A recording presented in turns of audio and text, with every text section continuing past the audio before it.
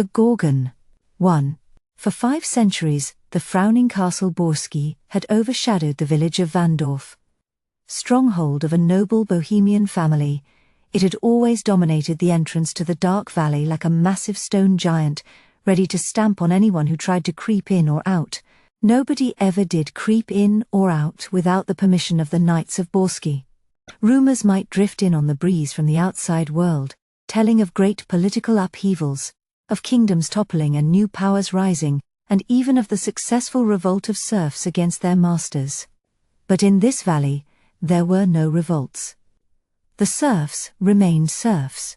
Even when the last arrogant scion of the Borsky family went to his death in the petty struggles of German nationalism in the 19th century, the people of Vandorf were still afraid to raise their heads. They knew nothing and cared nothing of the turmoil of proud new ideas just beyond their frontier. If they lifted their eyes, they saw only that huddle of grim towers. The castle had been abandoned long before the end of the century, but to the local families it was still alive, still somehow filled with a superhuman power that must not be defied. Men from other parts of Europe came into the valley, laughing at it, while at the same time admiring it for being so picturesque, so unspoiled, so delightfully sunk in its old superstitions. Collectors of folk song and legend came. Painters came in order to capture on canvas, before it was too late, the sinister hues of this almost sunken land. Let them come, let them go. The castle might now begin to decay, but its influence would still outlive this, and many more generations. At the turn of the century, when so many new things were setting Europe in a turmoil, something incredibly old came to live in Castle Borsky. Nobody admitted it was there, because it was impossible that it should exist. There were 7 terrible deaths in the forest, but they were not spoken of above a whisper. In Vandorf Medical Institution, established here by the authorities so that modern knowledge might shed some light into this somber backwater of the Austro-Hungarian Empire, it was established that each of the victims had turned to stone. The director of the institution had been a skeptical man, and a forward-looking, outspoken one. Now he was less outspoken. He had no wish to be recalled to Vienna, and treated as a man who had lost his reason. Certain incredible suspicions stirred in his mind. They must be verified before he could make an official pronouncement. And he would speak out only when he was sure that it was safe to do so. The natives of the village and the scattered homesteads in the neighborhood would never speak out because for them it would never seem safe. The monster which slumbered was too cunning, too terrible, too old in wisdom, perhaps immortal. Safety lay in denying all knowledge of it. If voices were raised in unwelcome questions, those voices must be silenced. To awaken it was wanton folly. To provoke it in any way was a crime, not in the eyes of the police, and not punishable by any imperial law, but a crime that would be dealt with by the villagers themselves. So the spectre from an ancient land lay in waiting in the vast dank halls of Castle Borsky, waiting until its destructive lusts should drive it forth again to take on human shape. A shape of beauty and yet of grotesque, unimaginable horror. 2. Bruno Heitz stood back from his easel and studied a few strokes he had just applied to the canvas. "Yes," he said. "Yes, I think I can start really serious painting in the morning." He looked at Sasha and then back at the painting. Already he was absorbed in technical problems. His work was once more what counted. Sasha, staring past the light into his shadowy face, thought ruefully that it hadn't been like this 15 minutes ago. Then he had not regarded her naked body as merely an academic study in anatomy. The fingers that now toyed with a paintbrush had then been exciting and demanding.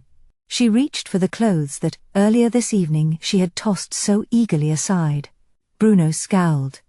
She had broken his thread of concentration. She said, "I think you're one of the most selfish men I've ever met." "Dedicated," he corrected her with a grin. She took a deep breath. She was trembling, although it was warm here in the old mill house. "Bruno, are you going to marry me?" "I told you, yes," he said abstractedly. He dabbed a blob of color into the corner of the canvas and bent forward to examine it. "As soon as I've got rid of a few debts and seen some money in the bank." He had indeed told her this. He had said it more than once. But talking about it was all he had so far managed. Bruno Heitz had been coming to Vandorf for a few years now. The son of a professor at Berlin University, he had preferred to spend his holidays here, rather than in the company of some of his more exuberant, hearty friends. Originally, he had stayed at the local inn and painted wildly romantic landscapes, luxuriating in the Gothic extravagance of the scenery. Then he had met Sasha, the innkeeper's daughter, and his interest had turned to a more personal style of painting. He was no longer a guest at the inn. Her father disapproved of him, and would have banished him from the district if it had been possible. Now he rented the mill house for the season, and found it better in every way. It was more private, it was quieter, and as it was on the fringe of the dreaded forest, there were no busybodies likely to come spying on them. For Bruno, it was ideal. For Sasha there had been hours and days of happiness here too, but now there must be a reckoning, and he had to be told tonight. Outside there was utter stillness. Nothing moved in the forest. Even in the daytime no birds sang, and at night there were none of the usual scurryings and rustlings under the trees. The trees themselves seemed petrified. Sasha said, "Bruno, oh now, for heaven's sake." He was like a petulant little boy, hating to be distracted from his game of the moment. "We can't wait any longer, Bruno." "Why not?" "Because she faltered. Once it was said, everything would be changed. The carefree happiness would be ended. She dreaded what Bruno's expression would be when he knew. "Well?" he said impatiently. "Tell me." She had meant it to sound cheerful, to give him the chance of making it a cause for rejoicing, but now she found that she was sobbing. She could not check her tears. "Oh, come on now," protested Bruno. "It can't be as bad as all that." He put down his brush and came to her, taking her in his arms. He kissed her bare shoulder. Again he was becoming aware of her. Once more she was real to him. "Just tell me. What's all this about?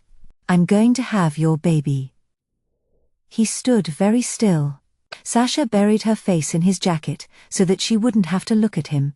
He said quietly, "When did you know?" "A week ago." "I see." Slowly he pushed her away from him. But it was not a rejection. He smiled wryly. But behind it all, there was an affection that warmed her through. It was somehow going to be all right. Bruno ran a hand through his hair, the nearest concession he would ever make to smoothing down that unruly mop, and buttoned his jacket. The gesture was an oddly formal one. He turned towards the door. "Where are you going?" asked Sasha. "To see your father. Now? But I'm not going to evade my obligations. I want him to know that—" "Your obligations? Isn't that the way he'll consider it?" The words sounded so dull and hard.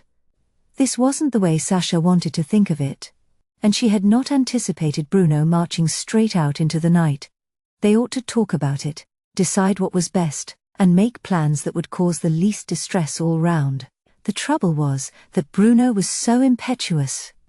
Having made a decision, he had no patience. It must be put immediately into effect. "Don't go to him, Bruno. Not now. It may as well be now as any other time. He'll kill you." "I doubt it," said Bruno. He opened the door. "You don't have to rush off," she cried after him. "We can talk, decide." "Bruno, let me come with you." "If you're going." But already he was striding down the path. The light of the full moon struck across his face as he turned halfway down the slope and made for Vandorf. Sobbing, Sasha pulled her clothes on hurriedly. She had no time to tidy herself up. Her one thought was to catch up with Bruno and plead with him to return. Tomorrow they could see her father. When they had worked out exactly what they must say and do, they could go to him. It would be better in the daytime. Tonight he would have been drinking with his cronies. The inn would be full of fumes and pipe smoke, and he would be in one of his tetchy moods. The path which Bruno had taken cut through the lower edge of the woods.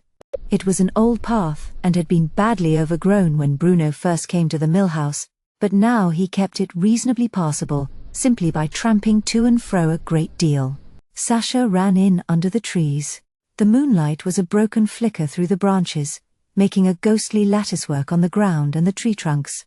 There was a movement up the slope, away from the path. Sasha called, "Bruno!" Her voice was like the sound of a lonely night creature, the only one daring to raise a plaintive cry in the stillness of the forest. The shape moved on through the shadows. Sasha stumbled off the path and emerged into a clearing. Clouds slid across the moon, obscuring it for a few seconds, and then spilling light once more into the gap in the woods. At the end of a long avenue of firs, the castle rose sharp-edged against the night sky. Below it, light sparked and shimmered on the surface of a pool that had once been part of the moat. In the silvery glow, the scene could have been a tranquil, soothing one, but for the craggy harshness of the castle itself. Bruno could surely not have come up this way. Sasha turned back towards the path. A featureless shadow stood waiting for her. Sasha tried to speak, but no words would come. She took a step forward, then glanced desperately to one side. If she ran to her right, she could scramble down the slope and meet up with the path farther down the hill. She began to make a wide, trembling circuit of the unmoving shape. Then it moved. It came out of the dark shelter of the trees. The moonlight that had been so beautiful was now cruel. It shone with an unearthly radiance on the face of the creature. Sasha screamed. She knew that she was awake, and that this was real, but she tried to claw her way up and out of the nightmare. The creature advanced. Sasha had no strength, no way of escaping. She felt the searing stab of pain in her forehead, and put her hands up, but they too had lost their strength, and fell away again. She stared full into that mask of terror. The truth was more appalling than any of the tales they muttered in her father's inn. She knew what the truth was, and knew that it was too late. She screamed again and again, because it was too late. 3. The corpse was brought down the hillside by pony and trap to the medical institution. The staff had heard that it was on its way, and were going about their duties in a hushed, wary fashion, as though anxious to catch any faint murmur of the details. It was rumored that it was another one of those, and beyond that nobody cared to speculate. Carla Hoffman was filled with dread. When she came here in 1903 as a probationary nurse, she had been shocked by the warped nature of many of the local people, and by its unsavory manifestations, which so often had to be treated in the clinic. But it had been her job to cope with such problems, and she had learnt that job thoroughly. She had learnt not to be nauseated, and not to despise anyone. Even after her own illness, a couple of years after she came here, she had recuperated swiftly, and Dr. Namaroff had insisted on keeping her on. Physical disgust was something that could be overcome. A physical collapse could be overcome. Fear was not so easy to conquer. Fear was irrational. Fear was something that came down from the hills and breathed coldly on warm flesh.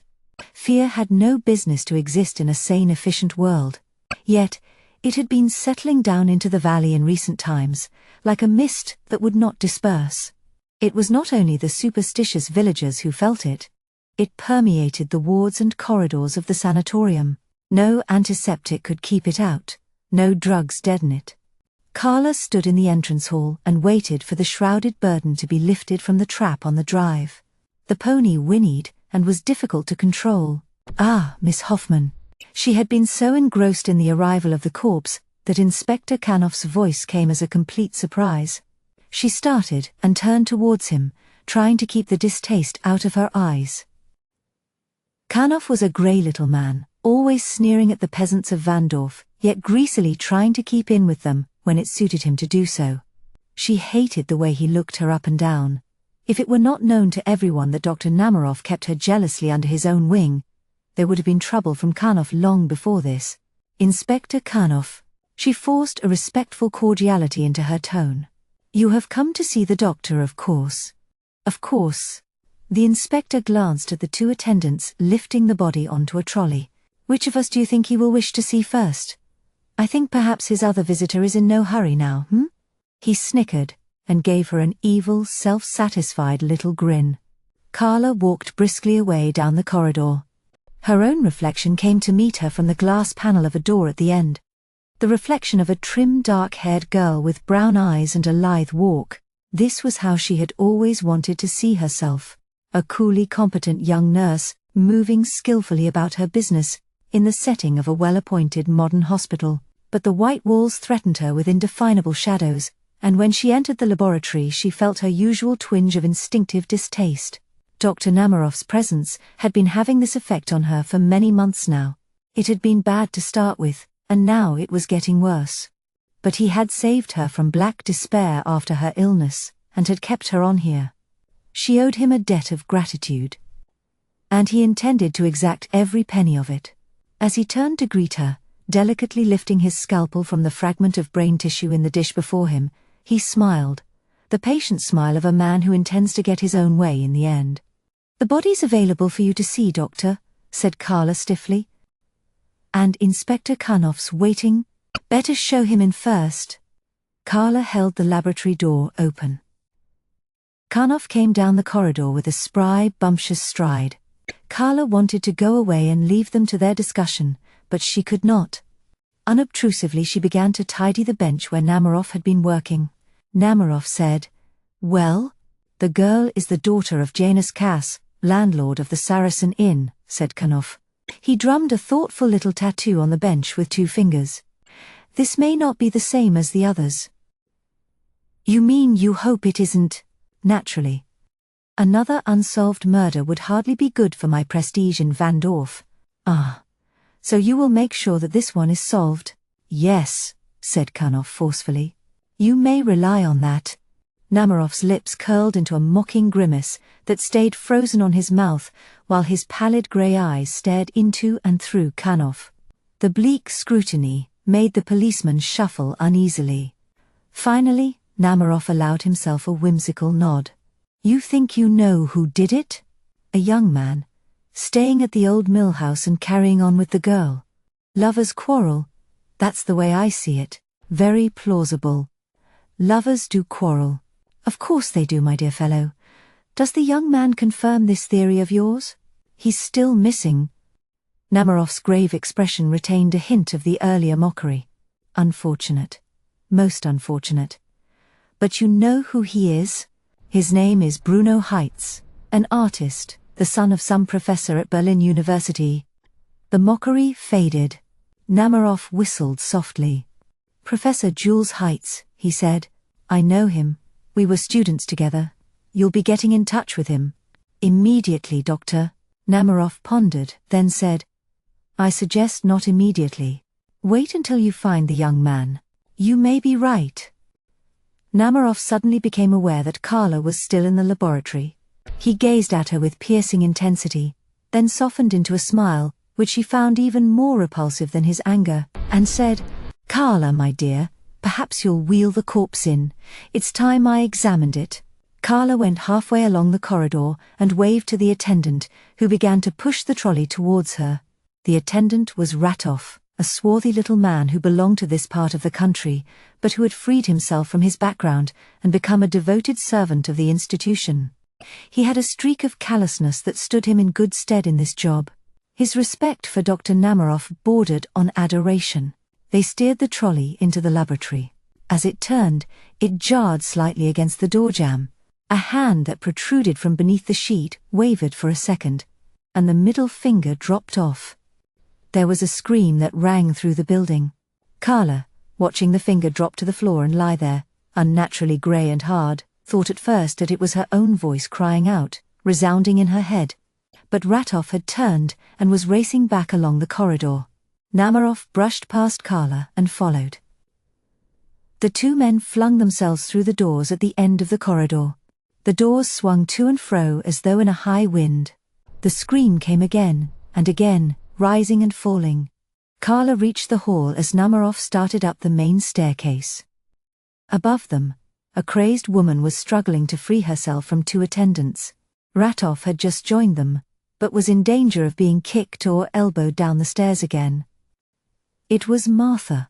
"Oh God, poor Martha," thought Carla. "This time, he won't be lenient. This time, it won't be curative treatment for her. It'll be punishment." The woman's hair hung down over her face. Wildly she tossed her head to free her eyes so that she could see to gouge and kick and spit. Her scream sank to a breathless sob as she doggedly wrestled with her captors. It was an imploring sob, a plea for understanding that was beyond anyone in the universe. Her struggles weakened. There were 3 strong, practiced men against her now. At last they subdued her, and she sank exhausted against the stair rail. Sister Gritha came out on the landing. She had 2 gashes down her left cheek, bleeding furiously, as though Martha's nails had struck savagely with the intention of marking her for life. The fury of the attack must have been overwhelming, and Sister Greta had been glad to leave the final battle to the men. She cautiously descended a few steps. Namaroff was white with rage. "How did this happen?" "She pounced on me, Doctor. As soon as I got to the door of her cell, her room, that is, this is the 2nd time. Put her in a straitjacket, and keep her in it." Martha whimpered and began to sag, her knees giving way until she was a crumpled heap on the stairs. Ratoff stood above her, taking no chances. Carla felt a sickness that turned her stomach over. She knew all too well what it felt like to be lost. She remembered the bewilderment, the groping uncertainty, the yearning to cry out and beat one's fists against something or somebody. Namaroff had helped her through the worst phase, and she had come back to the clean, clear world. But supposing she hadn't been able to respond, supposing she had collapsed into the fog as Martha had done, would Namaroff have been so patient then? Or would he have condemned her to the imprisonment he was now prescribing for Martha? If Namaroff hadn't fallen in love with her, he might not have persevered.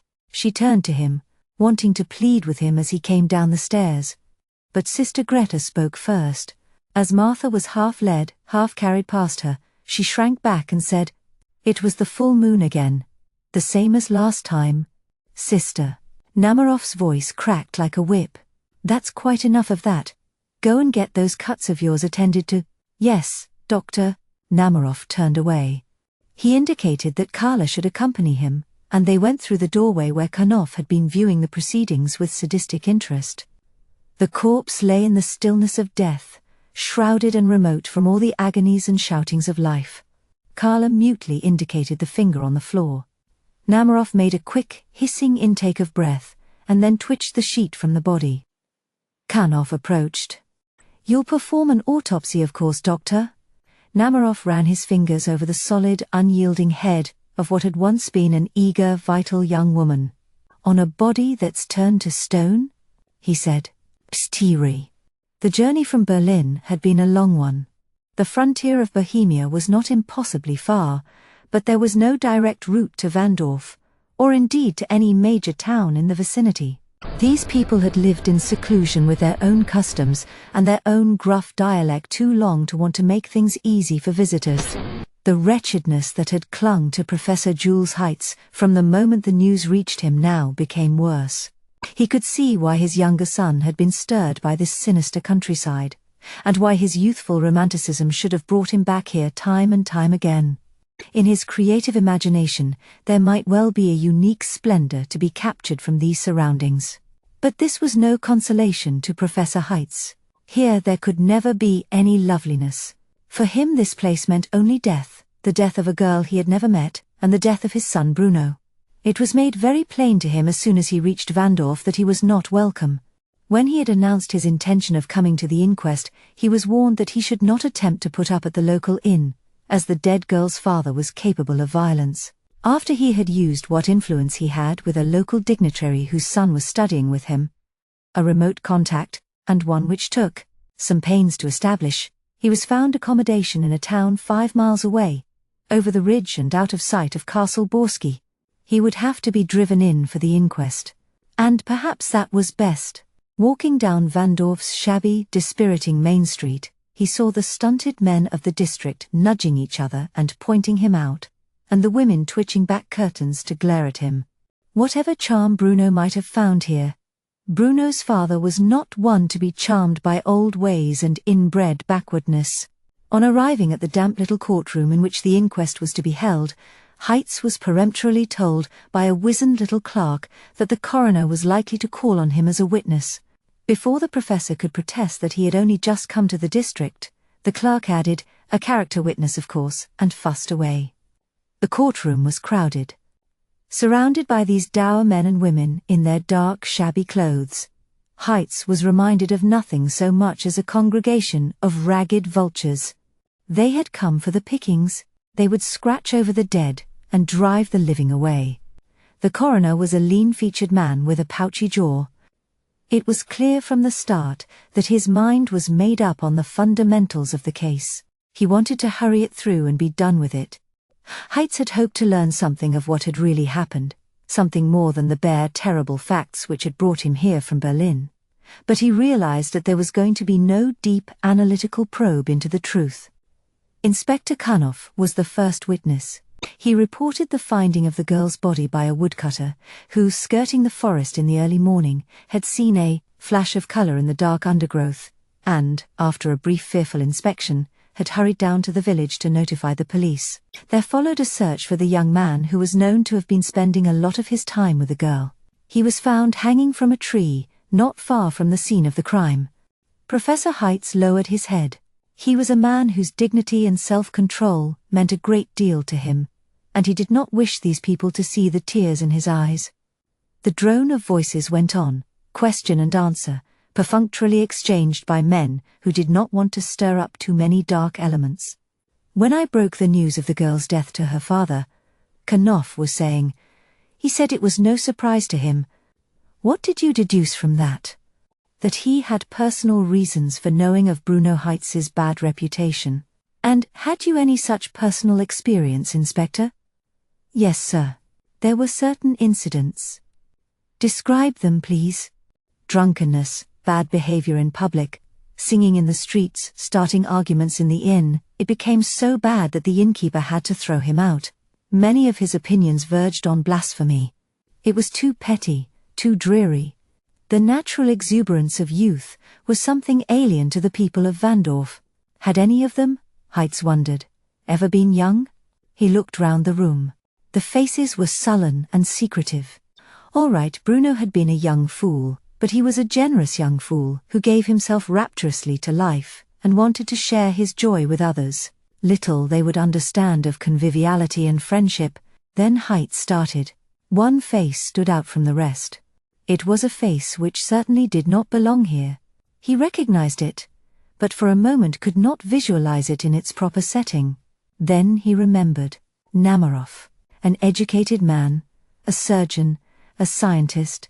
He had visited the Heights home during his days in Berlin, and the professor had been impressed by the range of his mind. A trifle cold, perhaps, undoubtedly ruthless if the need arose, but the detachment of an educated man was what was needed here at this stage. Heights felt a flicker of hope. Something was wrong, but one civilized, knowledgeable voice might begin to put it right. The coroner might not find it so easy to rush over the opinions of Dr. Namaroff. Call Janus Cass. The innkeeper was a great barrel of a man, with all the marks of his trade save the essential one of jollity. His heaviness was that of brutality and a limited imagination. In the witness stand he was like a huge animal, lumbering and unapproachable. You are the father of the deceased girl, Sasha? Yes, sir. And landlord of the Saracen Inn? Right, sir. Will you please tell the court what you know of the relationship between your daughter and the deceased young man? My girl took to him, unfortunately.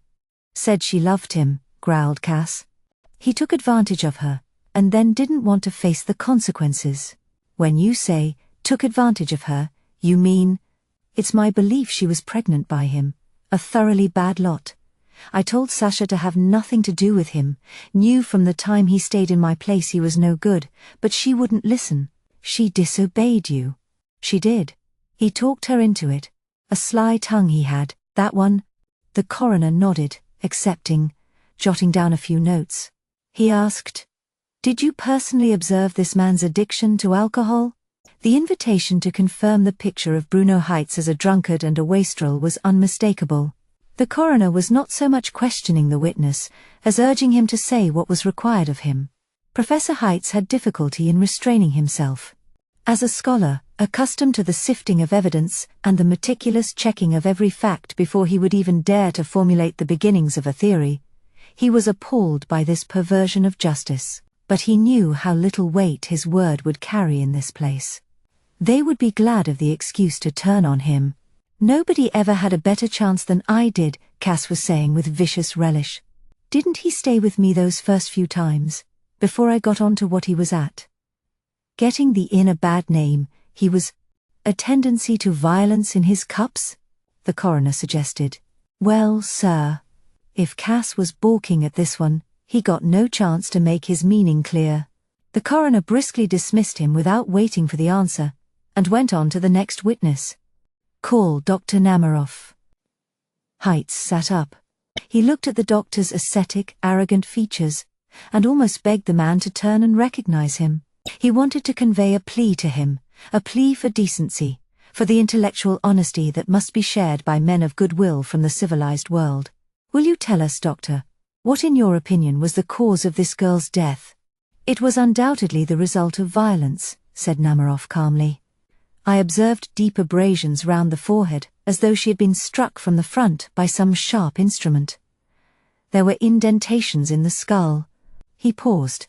Heights willed him to go on. Surely any marks on the skull could have been caused when she fell. How had she fallen? What sort of abrasion had there been on the forehead? Where was the murder weapon, and what was there to ally it with Bruno or with anyone else? A violent attack, the coroner prompted Namaroff. Undoubtedly. From the front. Carried out, would you say, by someone she knew and from whom she didn't try to run away? A sound point, said Namaroff politely. Thank you, doctor. You may step down. Again Heights almost rose from his seat, but even the suggestion of a movement brought a scowl from his neighbor.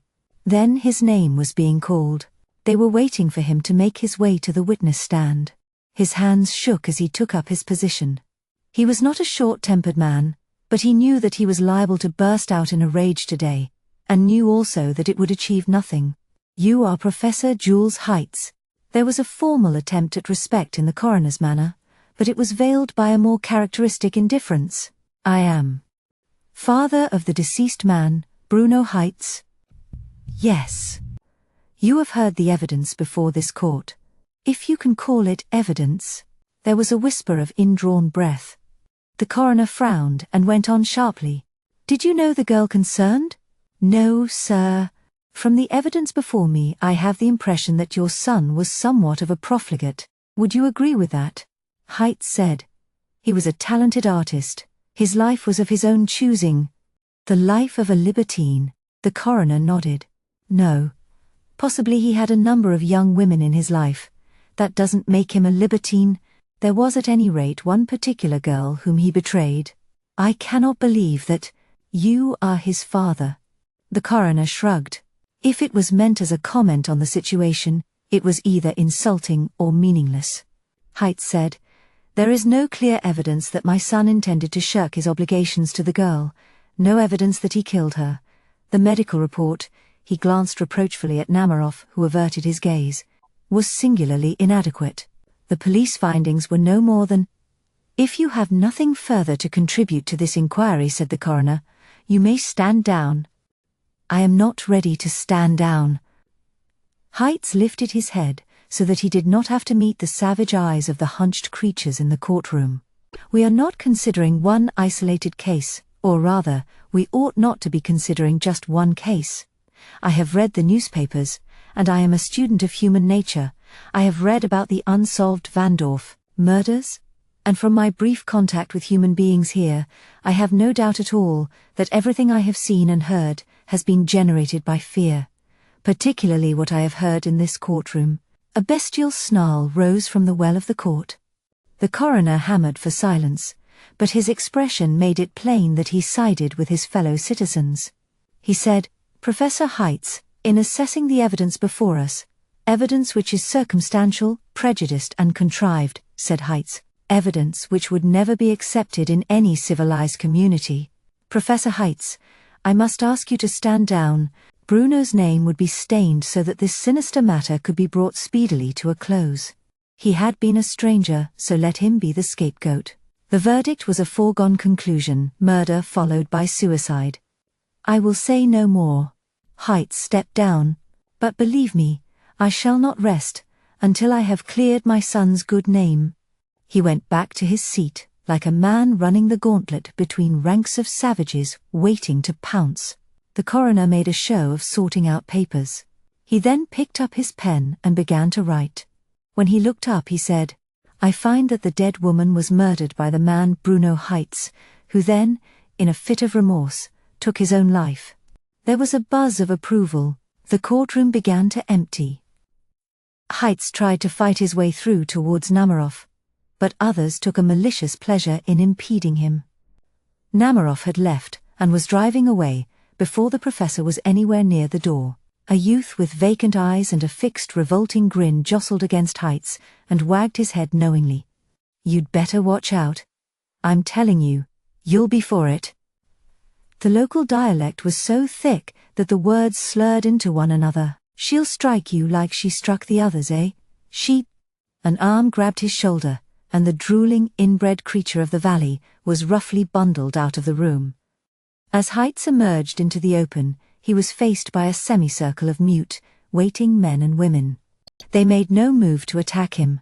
They simply stood and watched, waiting to make sure that he went away. He was relieved when the carriage arrived for him, and the horses began to strain nobly up the hillside away from Vandorf. The very air seemed clearer over the ridge.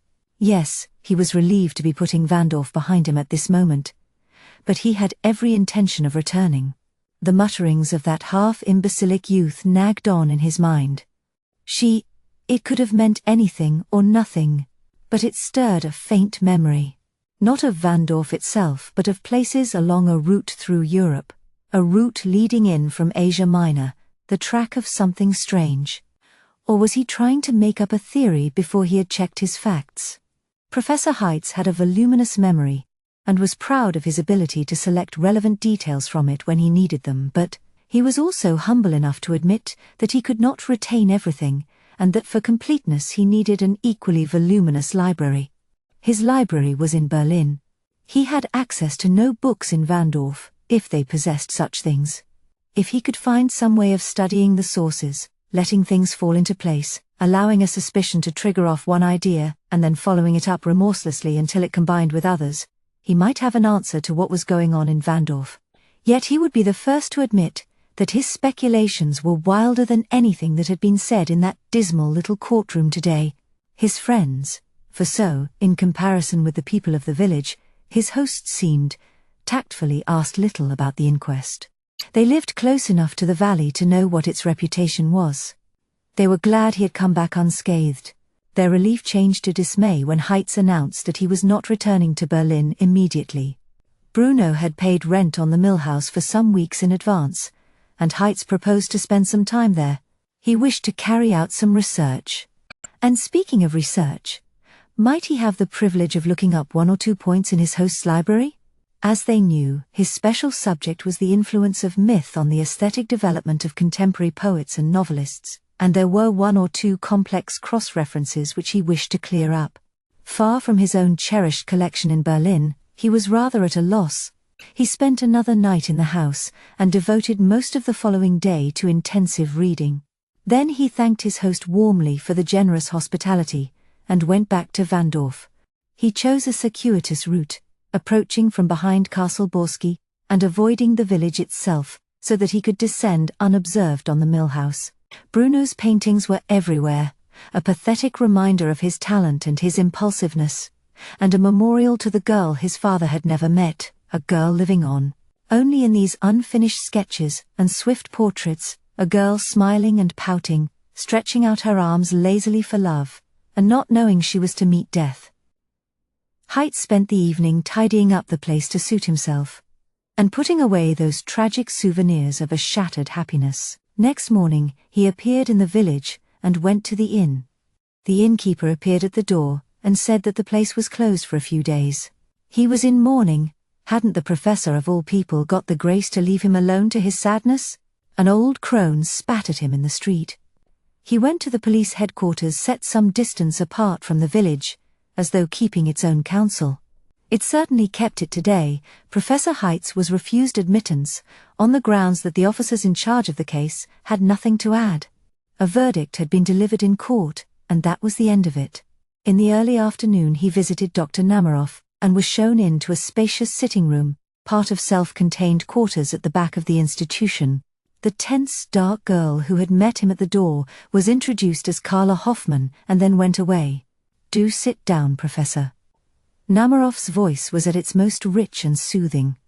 "I am so sorry about your son. You have my deepest sympathy. Thank you." Heights failed to be soothed. When Namarov offered him a cigarette, he shook his head and said bluntly, "I want you to answer a simple question. Please. You were once a guest at my house in Berlin. You met both my sons. I recall that you talked to Bruno in particular at some length." "I may have done. Yes, I believe I did." "What impression did you form of him?" Namarov made a great show of lighting a cigarette for himself. He pondered, as though putting on a special act for a difficult patient. "I thought he was... normal?" snapped Heights. "Why, yes, of course. Yet capable of murder?" "My dear Heights," Namarov managed a dry laugh, "that is hardly a fair question. Given a certain set of circumstances, I believe almost everybody is capable of murder. Naturally, you are prejudiced. If prejudice means that I am disturbed by the evasiveness of the people of Vandorf, then I am prejudiced. If it means that I utterly discount the so-called findings of that travesty of a court, then I'm prejudiced. I listened to those prevarications, and I was sickened. And today, when I called at police headquarters, I was refused admission. That, you must admit, entitles me to feel biased against the operations of this community. Everywhere I go I sense a conspiracy of silence." "I'm sure you exaggerate." Namarov leaned back in his chair and looked out into his garden, as though to draw attention to the attractive normality of everything. He certainly did himself very well. The windows opened on to a formal garden in which 2 or 3 patients were strolling. The hillside beyond provided a dark line of trees as a backdrop which was striking rather than sinister. The room itself was furnished in excellent taste, from Prague and Vienna rather than from local sources, Heights guessed. All that it lacked was a feminine touch. Not that Namarov had let a bachelor's indifference seep in, rather that it was, if anything, too Spartan. Heights said doggedly, "There's an explanation somewhere. Do you know what it is, Doctor? Are you a party to this plot?" Namarov looked genuinely startled. "There's no plot, as you call it. I am a party to nothing." "You are, then, as puzzled as everyone else by these unexplained deaths in the Vandorf district?" "Yes," said Namarov reluctantly. "But you do have some information that doesn't leak out to the general public?" Namarov was silent. Heights went on. "My son was branded a murderer because he was human and therefore vulnerable. And he wasn't alive to answer back. But behind him, behind the whole story, there is something which the people of Vandorf refuse to mention even behind their own closed doors. Doctor, I need your help. I can add nothing to what I said in court. Let me ask you one more question. Have you heard of Steno, or Uriel?" He waited, and then flung the last name at the impassive Namarov, "or Medusa." "The Gorgons," said Namarov. "Naturally, I have heard of them. I may practice one of the physical sciences, Professor, but my education did cover a fair amount of classical material. 2 of the Gorgons were supposedly immortal. The third, Medusa, was mortal. She was the most beautiful of the 3. A ravishing woman whose magnificent hair was changed into serpents, so that her beauty took on an aspect of horror which turned men to stone." "A legend," said Namarov. "On what were legends based if not on some truth?" demanded Heights. "Distorted they may have been, but somewhere there must have been a foundation for all men's strangest beliefs." "An interesting philosophical conjecture," Namarov agreed.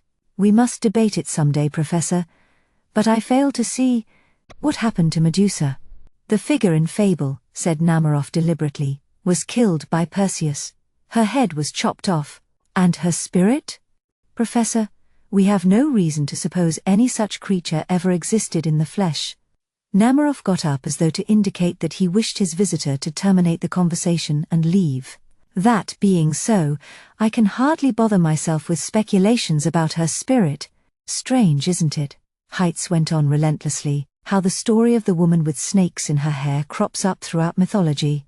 There were the Eumenides, also, the inexorable furies with serpents wreathing round their heads, and long after the period of classical myth there were tales of such creatures in Asia Minor, gradually encroaching on the Europe we know today.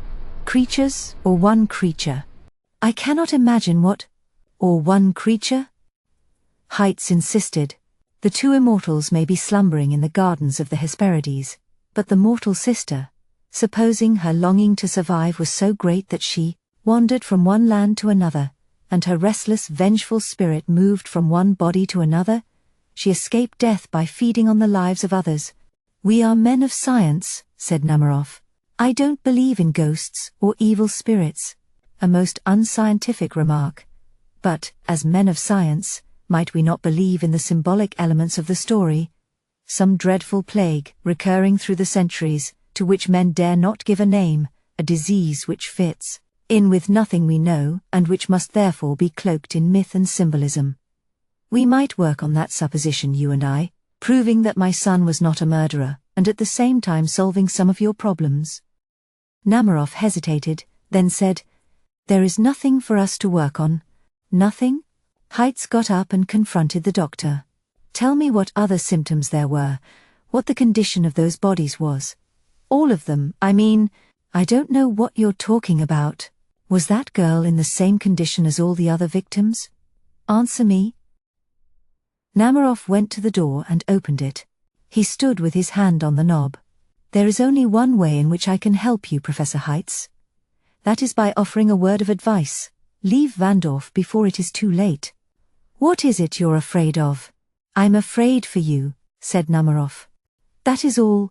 Or of what I may discover if I remain? The doctor did not deign to answer this. Pet. It took Professor Heights a week to get the relevant books from various libraries and friends. Even then he took the precaution of having them delivered to a town 10 miles away, where he collected them personally. During the week of waiting, he endeavored to conciliate the Vandorf villagers. He went for a drink in the inn, and studiously refrained from provoking any argument. He tried to get them used to the idea of seeing him in the streets. There were 1 or 2 other visitors, including a couple of hearty students, and it was difficult for the local inhabitants to single him out for their malevolent disfavor. But Heights knew in his heart of hearts that he was making little progress. As soon as he ventured to ask the most cautious, roundabout question, they turned away, and he was back where he started. If he ever discovered anything, it would be not through personal discussions, but by the academic methods to which he was fortunately so accustomed. The books arrived, and he started to plough through them. There were several references to Castle Borsky, but most of them were conventional stuff, involving family curses and haunted corridors. Since the castle had been deserted, there were only a few passing mentions. A quite recent one, in a geographical and historical study of the entire region, strongly advised visitors against the castle and the valley, hinting that a dispiriting atmosphere had fallen on the area, and that difficulties would be placed in the way of anyone wanting to make a tour of the castle. This wasn't much to go on. He would have to delve deeper. Another batch of older volumes was on its way, brought this time from his own library by Hans Bohm, who had worked for him these past 20 years, and could be trusted with all that the professor held most dear. It would be good to have Hans here to look after him, and perhaps it would be politic to let Hans go into the village to buy all the provisions. With his dour yet amiable manner, Hans might get on speaking terms with the villagers. On the night of his trusted servant's arrival, Heights sat up late. Every reference he looked up seemed to start him off on a new track. He was amazed that there should be such a clear trail across the world, leading inevitably in the direction of Vandorf, and then that it should have petered out. But of course it had disappeared for the very good reason that it was now too close in time, as well as in space. Those who knew or guessed were unwilling to speak, and so the records were incomplete. They would be completed only when the menace had passed on and gone somewhere else. Heights blinked and rubbed his eyes. He was seeing the pages as a blur. And there was a singing in his ears. Time to go to bed. He would pursue his theme in the morning. Then he realized that the singing was no illusion. Voices surged through the night. Footsteps tramped up to the old mill house, and now the sound became threatening. Get out, Heights. Go home. Get out of Vandorf. Hans came in, apprehensive. He was not a countryman, and his first experience of life away from Berlin was not appealing to him. "Sir, don't you think we should—" He was cut off by a roar from outside. There was the smash of glass, and fragments of the window spattered across the floor towards the table at which Heitz had been sitting. As he got up and turned, a flaming torch twisted in through the jagged hole, scattering sparks as it came. Hans dashed out of the room, and was back in a minute with a broom. As the flames licked towards the old rugs on the floor, he beat at them. Heitz went to the windows and flung them open. More glass was dislodged, tinkling to the floor. 3 men carrying more torches stepped forward. "Best get out of this house now," said the leader. "Get off this land," snapped Heitz. "Go back where you came from. It's you as should. Let's go in, show him." They moved forward. There were other shadows behind, spreading out round the house. As Hans went to the door to make sure the fastenings were safe, one man leapt in through the window. Feet pounded along the passage outside, and suddenly the room was filling up. Hans lashed out with his broom. Heitz, pinned against the wall, drove his fist into one seamed, contorted face. But there were too many of them.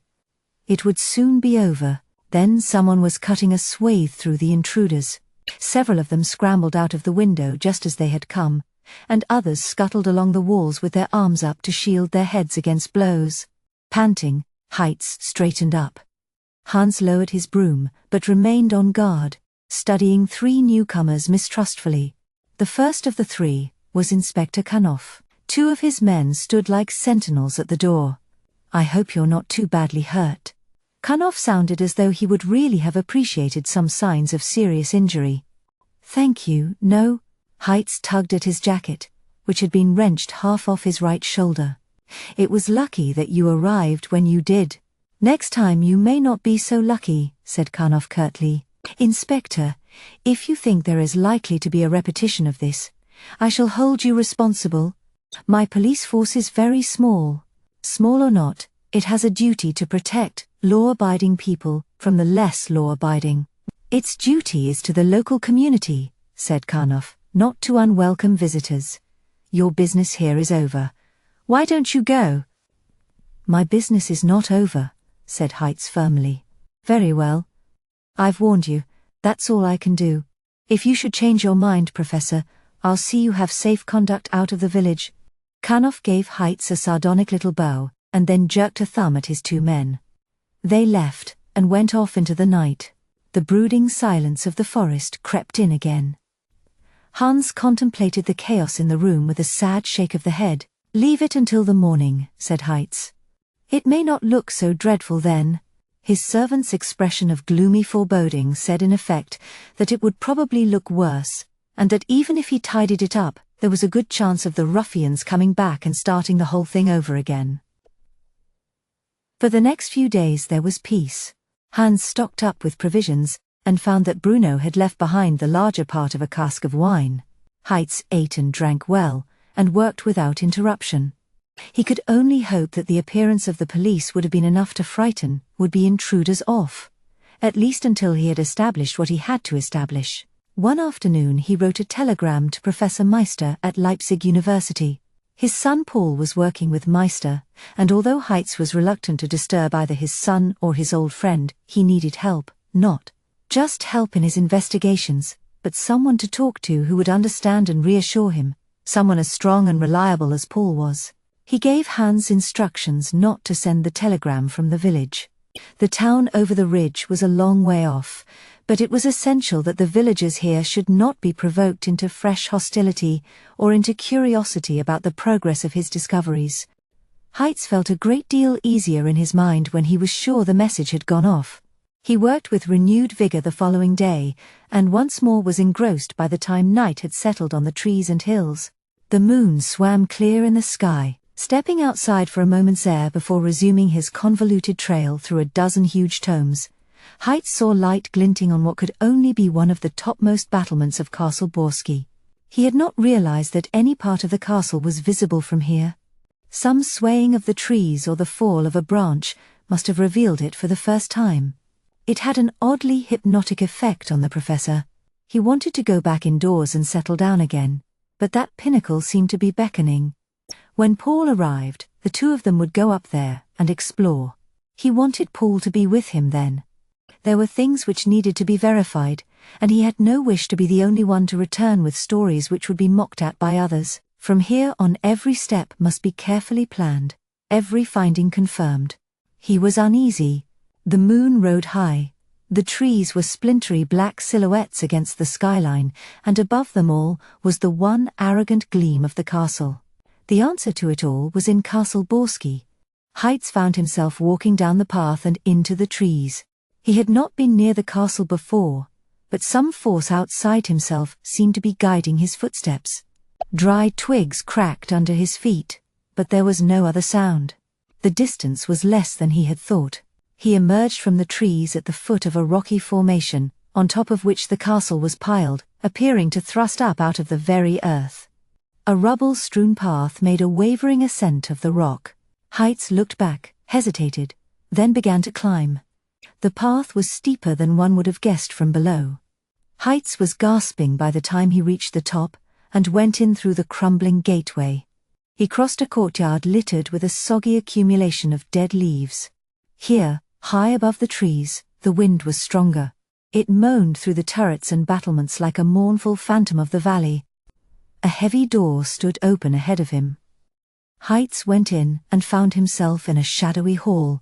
Outside, the moon escaped from the clouds and cast shafts of light through tall windows into the hall. It picked out the treads of a fine sweep of staircase, curving up to a shadowy landing above. Two huge figures blocked the professor's way. He stood quite still until his eyes grew accustomed to the half-light, and then saw that they were statues. Bad imitations of Greek sculpture, he observed with distaste. Even in here the wind seemed to be unchecked. It was a sad breath down the staircase, and through echoing passages in the depths of the castle. Tomorrow, he must come back in daylight, or wait for Paul to arrive. If it was late tomorrow, then the next day they would come here.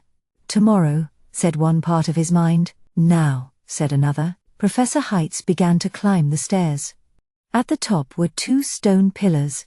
Moonlight filtered between them, serving only to emphasize the blackness of the shadows. One of the shadows moved. Heights stopped.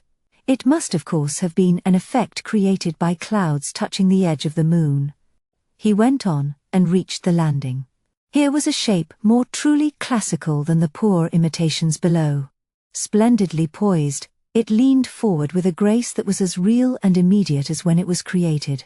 Even in the shifting light the professor marveled at the tilt of the head, and the almost living quality of the coiled hair. Then the moon was a great blaze upon the face before him. And it was no statue. The lips parted, and a breath stirred the cobwebs festooned between the pillars. The creature stepped forward. Heights let out a sob.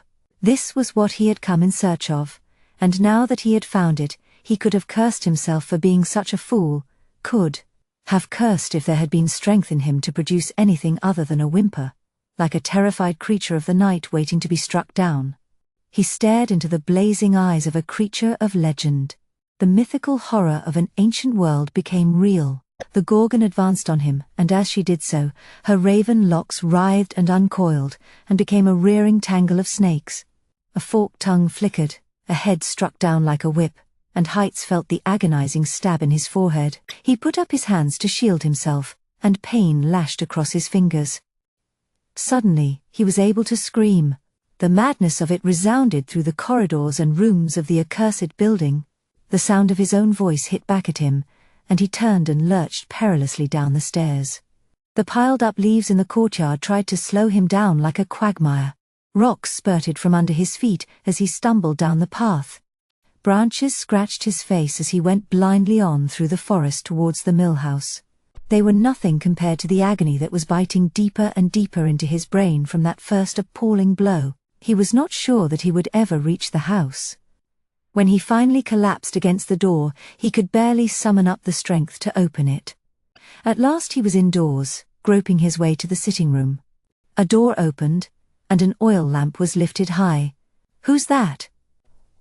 "Hans." Heights blundered gratefully towards the light.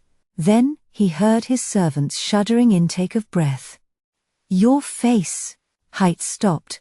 He knew that he was carrying death within him. What he didn't know was whether it could contaminate others. He said, "Don't come any nearer." He was stricken by the realization that already it was difficult for him to speak.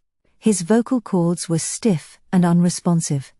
He forced the words out. "Listen. Carefully. I haven't much time."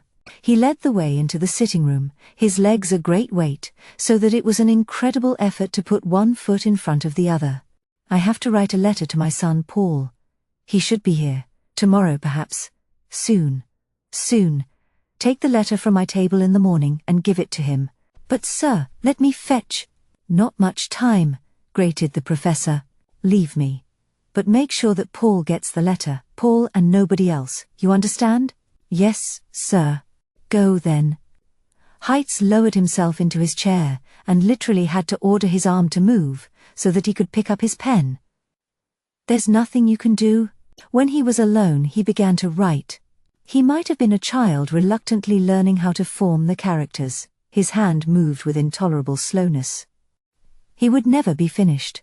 All he could hope was that Paul would read as much as could be put down on paper now, and would compare it with the other notes he had made during his stay here. The breath hissed in his throat.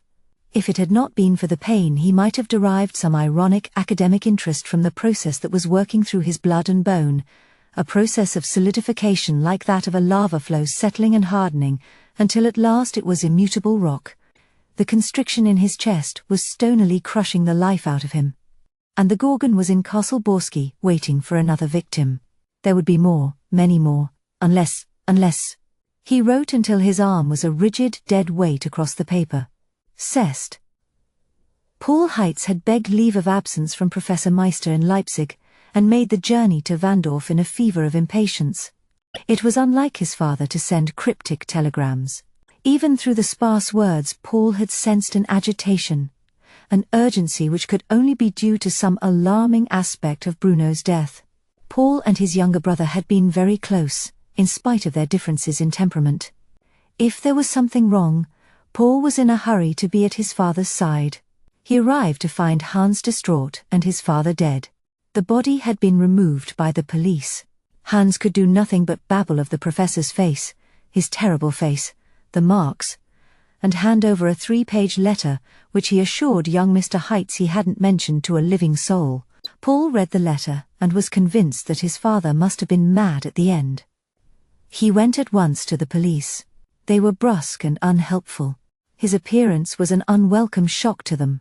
He asked to see his father's body. They refused. Paul was incredulous. He repeated that he wished to see his father, demanded to see him. The refusal was adamant. If his father had been mad, then everybody else seemed to be mad also. Paul went to the Vandorf Medical Institution. It looked clean and new and healthy. Dr. Namaroff looked distinguished and intelligent. Here, surely, he could rely on getting a straight answer. "Yes," said Namaroff. "You may see a copy of the death certificate if you wish." He opened a cabinet against the wall of his office, and produced a document which he handed to Paul. As Paul read it, the feeling of being caught in a fine mesh of evasions intensified. He said, "Why won't the police let me see the body? It might upset you, as his son." "There is no need for identification of the body," said Namaroff smoothly. "We all knew Professor Heights. He had been here for a few weeks, as you know." "Yes, I know. And I know why, Dr. Namaroff, and I don't like any of what I hear. If I insist as my father's heir on seeing his body—" "You are not in your own country, Mr. Heights," the doctor reminded him. "We speak the same language here, apart from some stubborn peasants who will not discard their old tribal dialects, but we do not necessarily think the same way. Your father made himself unpopular with the authorities and with the local people, I may tell you. He did not altogether appreciate the hospitality of Vandorf. If you don't wish to be deported without more ado, I advise you to accept the rulings of this land." Paul fumed. He looked down at the death certificate and then waved it at Namaroff. "Doctor, you examined the body? My signature is there to prove it. And in your opinion, There was no doubt as to the cause of death. That too, is there? Heart failure. A violent spasm at the end, I'm afraid. That's why you wouldn't want to see your father. Better to remember him as... How do you account for this? Paul interrupted. He drew the 3 pages of his father's last letter from his pocket, and read aloud. I am agonized by pains in my chest.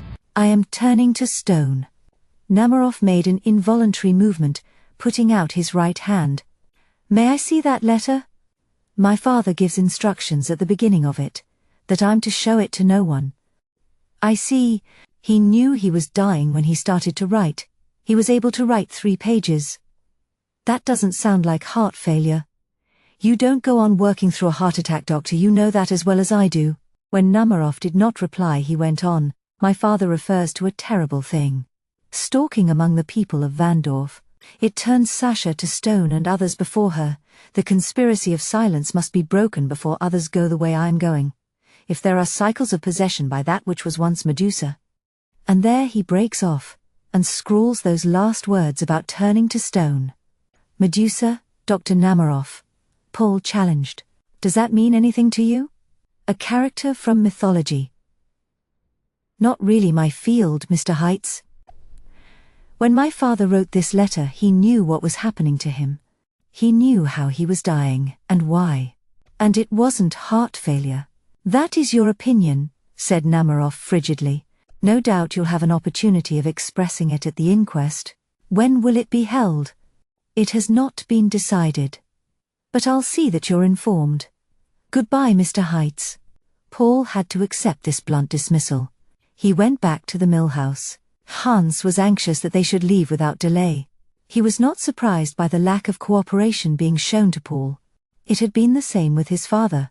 And look what happened to the professor when he stubbornly lingered. Paul took his father's letter out of his pocket, and began to reread it for what must have been the 10th time. He strolled out of the cool house into the fitful sunshine, and went down the steps to the tangle that had once been a well-kept kitchen garden. At the end of the garden was a fish pond surrounded by a low stone wall. The scene could have been idyllic, but for the awareness of evil drifting like a miasma from the forest. Paul sat on the low wall and turned the sheets of paper over yet again, wondering what terrible experience could have produced such incoherent ramblings from a man normally as precise as his father had been.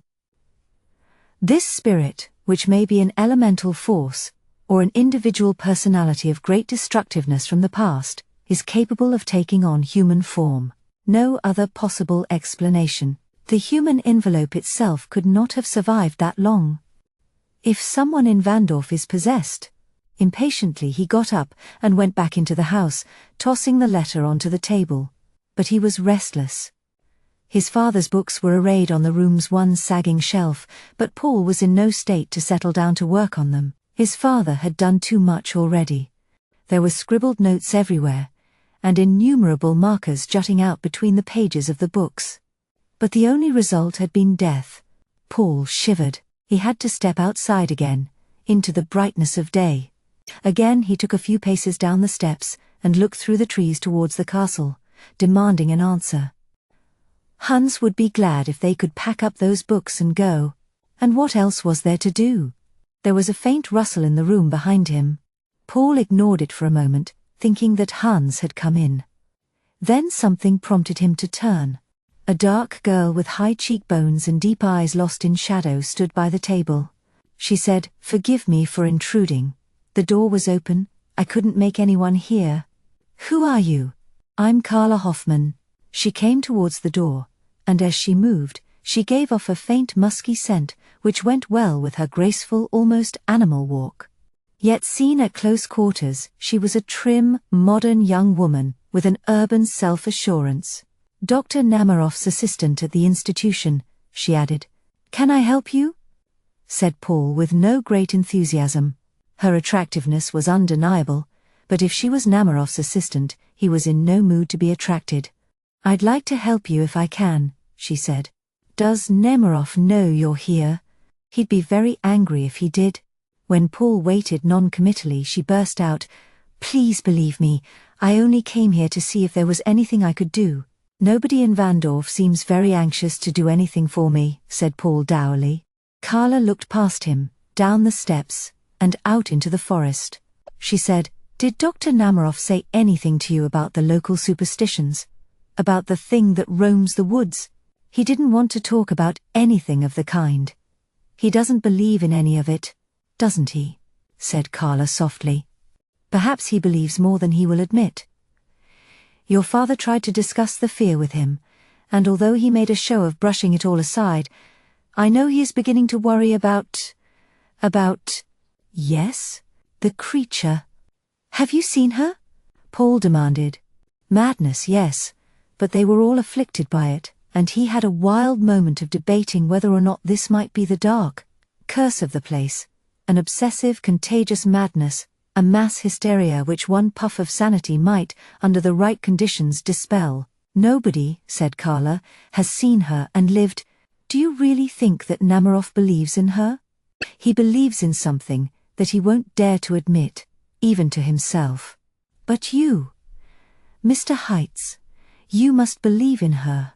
Paul was taken aback. "Why? If you don't, you'll see no reason to leave here at once, and if you stay, you'll be found like the others.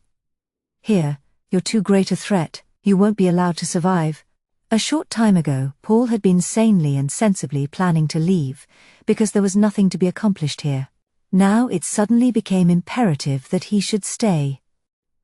In the span of a few weeks he had lost first his brother and then his father. He could not desert them now.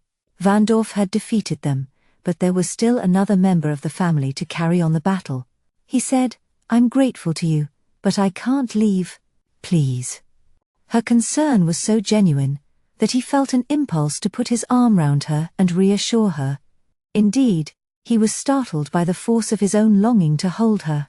If things had been different, if he had come to this idyllic setting and met this beautiful girl without any background of menace and hostility, they could have meant something to each other. It was as swift and sure as that.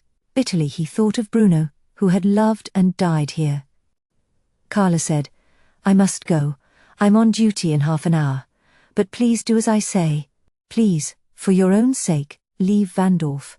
When she had gone, he was drawn back despite himself to that perplexing, insane letter.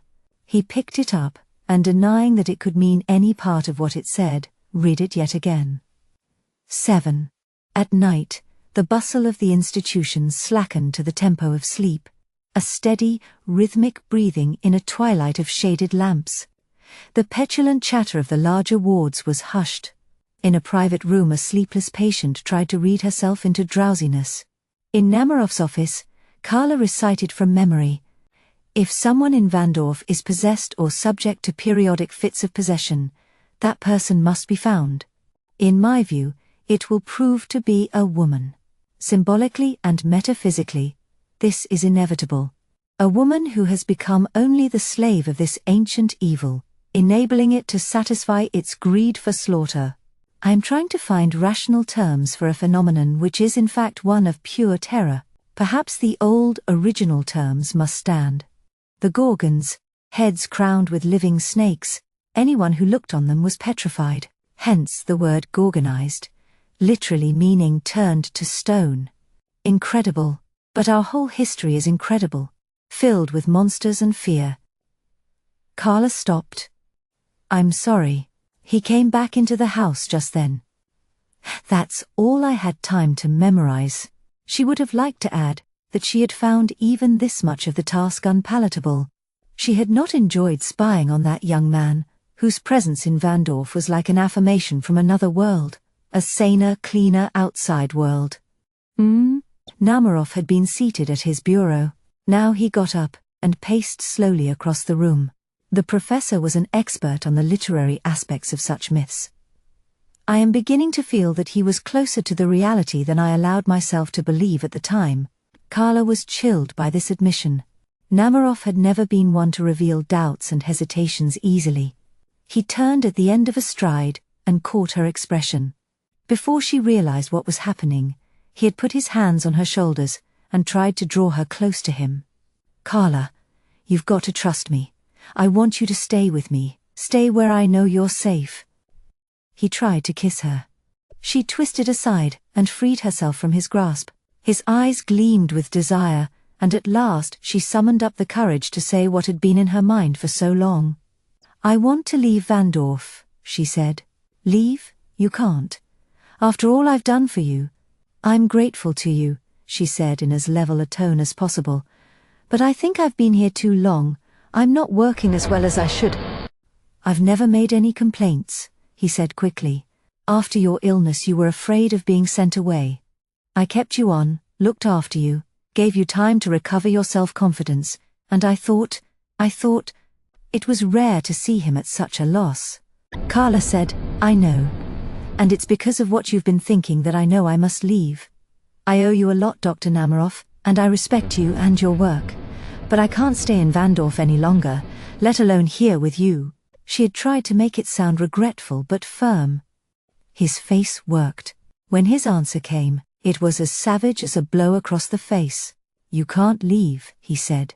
"That's the truth of it. I won't let you leave. You are not to go out of this building without letting me know." "Not, but that's ridiculous." "You are in grave danger," said Namaroff. "Danger?" "One thing I can tell you." Abruptly the door was flung open and Ratov stood there, his hair unkempt and a bruise beginning to swell below his left eye. He panted. "That devil, she's out, Martha," gasped Carla. "Look for her," snapped Namaroff. "Don't waste any time. Take who you need, and don't come back here till you've found her." "If I do find her," said Ratov, "I'll kill her." "You'll bring her back alive?" Ratov scowled but turned away. Namaroff slumped against the edge of his bureau. Tiredness dragged the lines of his face down. Carla said quietly, "Perhaps we'd better talk again, settle things, tomorrow." Namaroff nodded. Then he seemed to bring her back into focus. He reached out again and seized her arm. "I was about to tell you that I'm forced to agree with one of Professor Heitz's suppositions. We must assume that the Gorgon has taken on human form." "Human?" Carla glanced instinctively at the window. The curtains were drawn, but she could visualize, beyond the garden and under the black canopy of the trees, poor demented Martha ranging the forest. In search of what? Awesome. The wind had begun to rise in the middle of the evening. A few flecks of rain spattered against the windows of the old mill house, and struck a reverberating note from the section of window that had been boarded up after the assault on Professor Heitz. In the distance, thunder muttered over the hills. Paul Heitz had drunk half a bottle of wine, and was staring into the wood fire that crackled fitfully in the iron basket of the grate. The weather was still mild, but he found the flames cheering, and Hans had been glad to build the fire for him. It was something useful and normal. Not that it was proving of much use to Paul. He sought inspiration, and found none. The licking flames were soothing, not stimulating. He had no idea where to begin. Unless, of course, he explored Castle Borsky. He had not dared to approach the villagers too frankly, after all that he had heard of their previous behavior, but even in passing them he could not have failed to. Notice how they kept their eyes averted from the castle, how the houses themselves were built in such a way that their windows did not face towards the commanding turrets. He had not collated the references to Castle Borsky in the various books which his father had left, but its appearance in several scribbled notes left no doubt that in the professor's mind it had played an important part in recent events. Paul, determined to shake off his languor of frustration, got up and went out onto the garden steps. The rain had coaxed a fresh, pungent smell from the grasses and the trees. It was still not heavy, and when Paul strolled down towards the fish pond, he lifted his face into the cooling shower. Thunder throbbed again, and the moon edged a turbulent mass of clouds with silver. Somewhere far away, lightning flickered. Paul looked down into the fish pond. The rain mottled the surface only faintly, not hard enough to distort the reflection of the wall, the edge of the mill house and his face. And that other face. At first he saw it as curling strands of weed below the surface of the pond. Then, as the moonlight brightened, he knew that it was a reflection of something behind him, looking down from a height. From one of the lower steps, he almost turned. But when the features swayed gently into their hideous clarity, he was transfixed. There in the water was the face that no painter, no sculptor, no creative madman could ever have conceived. It was a warped, dead thing, drowned in the pond, and yet it was alive. Its lips drew back, and those drifting tendrils became serpents. The eyes held Paul's. He tried to look away, but if he looked away, he would behold the reality, of which this was only the palest reflection. The snakes appeared to twist upwards, in an effort to break the surface like slimy creatures of the pond. Paul could bear it no longer. He put his arm across his eyes and turned to run. But even as he began to lurch towards the house, he knew that she, was waiting for him. He tottered to one side. There must be a way round this side of the building to the front. He tried to shout for help, to arouse Hans, but then stifled the sound. If Hans were to come out now, he might be face to face with the creature without warning. Paul dared to lower his arm and search for the way alongside the mill house. It came to an end in a jagged wall. He couldn't get over. He pushed himself away from it, and his feet caught in a tangle of tall weeds. The world was going round. A clap of thunder was like some devilish jubilation. Paul felt himself reeling sideways, keeping his balance as he went, but waiting to fall, until at last he struck the wall of the fish pond and sagged over it. His head smacked into the staring reflection of abomination, and broke it into a swirl of ripples. Somewhere there was an uncontrollable screaming. He drowned in a nest of weed and serpents, and all the time he was fighting to claw his way back to the surface. That screaming went on. His eyes, strangely, were tightly shut. He tried to open them. The serpents relaxed their grip, but the water still obscured his vision. Then a face began to form in it.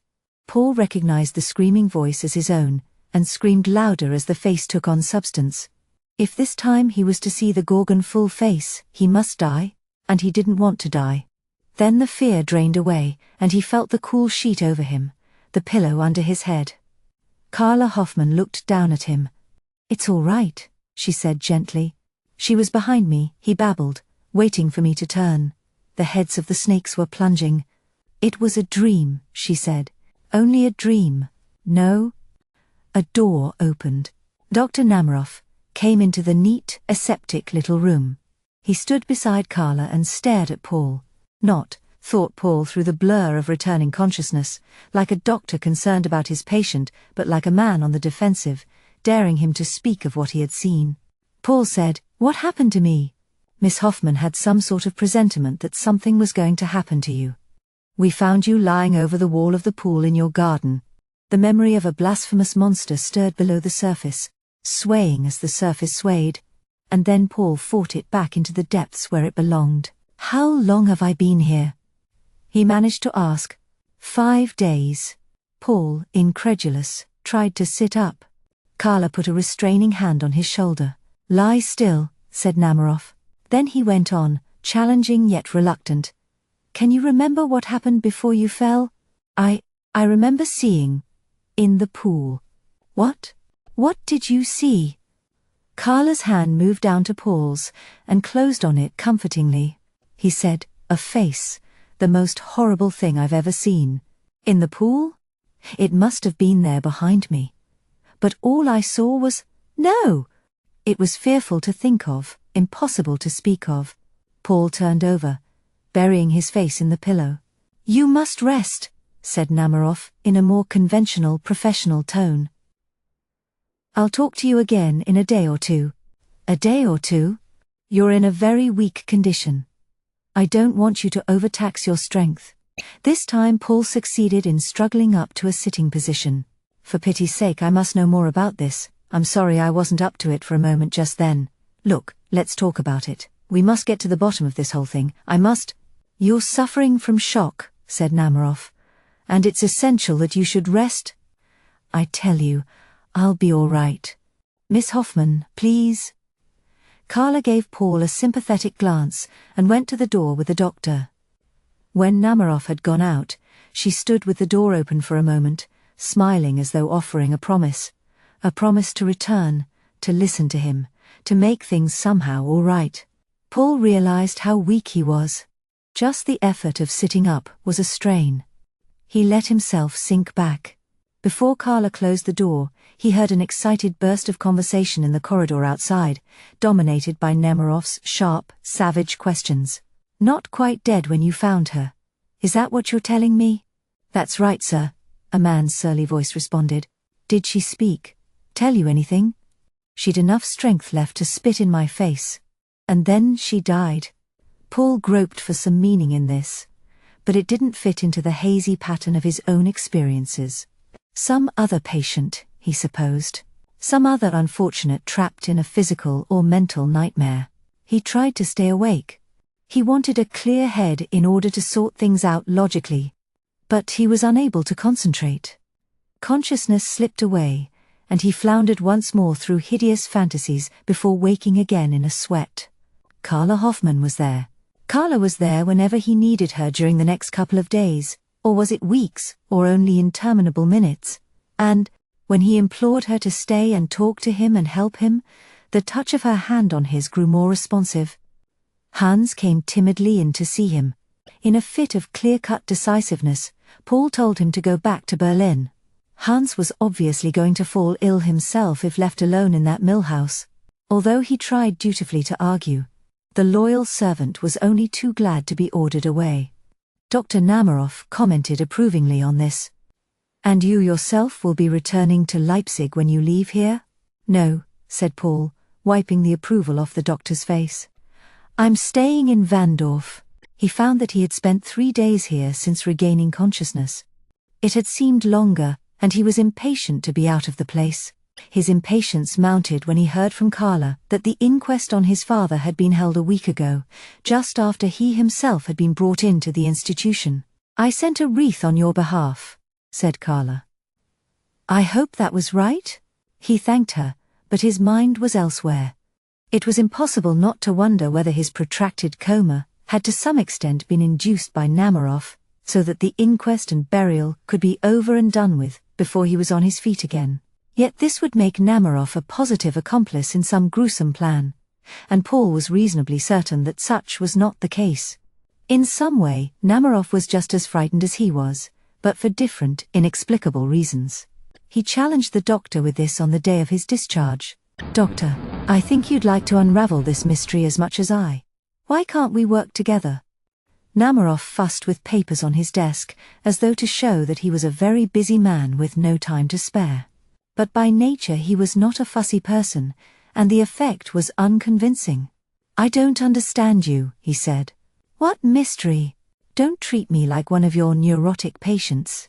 You know perfectly well what I'm talking about." "I'm afraid I don't." Nemiroff stacked several sheets of paper meaninglessly into a pile, and then stood up with his hand out. "Goodbye, Mr. Heitz. I recommend a convalescence in your own country. But, Doctor, good day." "You're afraid of her," Paul accused him, "just like the rest of them. A man of the 20th century, as scared as any of the ignorant illiterates of Vandorf, aren't you?" Nemiroff stood rigidly behind his desk, waiting for Paul to go. From the door, Paul hurled one last promise. "I intend to find this creature. Indeed. And destroy it," said Paul. He was fuming with impotent rage as he left. That a man of Nemiroff's status should be afraid seemed monstrous to him. And there was no doubt that he was afraid. But as Paul walked back to the mill house, his first brisk stride faltered. He slowed, trying to analyze the expression that had come into Nemiroff's face during those last few minutes. Certainly it had been fear, but it was not the superstitious fear that warped the minds of the villagers. There was something more complex than that in it. The mill house was unnaturally quiet when he reached it. Hans had left everything tidy, and had packaged up Professor Heitz's books, ready for dispatch when the time came to send them away. There was a disturbing finality about this neatness. It urged Paul to pack up and go, never to return to Vandorf. He sat in the garden during the late afternoon, regaining his strength. The steps and the fish pond were innocent enough by daylight. He was able without more than a slight tremor to assess the relative positions of himself and the monster by studying the angle of refraction, making a scientific exercise out of it in order not to succumb to fright once more. When the sky darkened, however, he was glad to go back indoors. It took a great effort of will to force him out of the house again late that night, and through the sleeping village to the cemetery beyond. He had brought a spade. The earth was still soft and had not been packed down, but even so it was strenuous work digging, and he was certainly not in the best condition. Sweat was pouring off him, while at the same time his arms and legs shivered. When the lid of the coffin was uncovered, he had to rest a moment before stooping to lift it off. In that pause, he was sure that he was being watched. He peered round between the pallid monuments and tilting, neglected gravestones. Nothing moved. He mustn't let the somber atmosphere affect him too acutely. Once more he bent over the coffin and pried open the lid. He reached for the lantern that he had set beside the open grave. There was a rustle of feet between the tombs, and a woman stood above him. He stared at her ankles, not daring to look up. A violent spasm of trembling attacked him. If he were to raise the lantern and look straight into that face which had so far appeared to him only as a dulled reflection. Carla said, "Somehow I knew you'd be here." Paul gasped. "Another of your premonitions?" he managed to blurt out. They looked at each other for a long moment. Then Carla knelt beside the piled earth and held the lantern for him. Paul turned back to the open coffin and pulled the shroud from his father's face. The noble features were unexpectedly calm. Whatever pain and horror there might have been at the end, the lines of the face had somehow settled into a stern tranquility. Professor Heitz's stoicism had asserted itself in his final agony, and the face was that of a dignified statue. A statue. Paul touched the head, and his fingers met unyielding stone. He ran them down to the neck. There was no decay here, no dissolution, not even the softness of living flesh. He looked up at Carla. Why did Namaroff issue a false death certificate? Who is he trying to shield? While Carla held the lantern high, he scrambled out of the grave. She took his arm to steady him, and together they went to sit on the step of a grandiosely columned tombstone. "Our whole history is incredible," Carla quoted, "filled with monsters and fear." That was exactly what his father had said. All at once Paul realized too where they had been said. He stared at Carla. She nodded sadly. "Yes, I'm sorry. I read your father's letter. Dr. Namaroff wanted me to memorize as much of it as possible. But why? He was hoping there would be something in it which would throw new light on Medusa, the legend." The name came out only as a whisper, as though Carla feared that merely to utter it was to bring the Gorgon down upon her. "Why are you telling me all this now?" "I'm afraid. Everybody here's afraid." "Yes. But this is new. It's not just the castle and the creature. That's not all I'm afraid of." "Of Namaroff?" he said. "Yes." Again, it was only a whisper. "But why?" When her head sank in dejection, he commanded, "Go on, tell me. You asked me just now who he's trying to shield.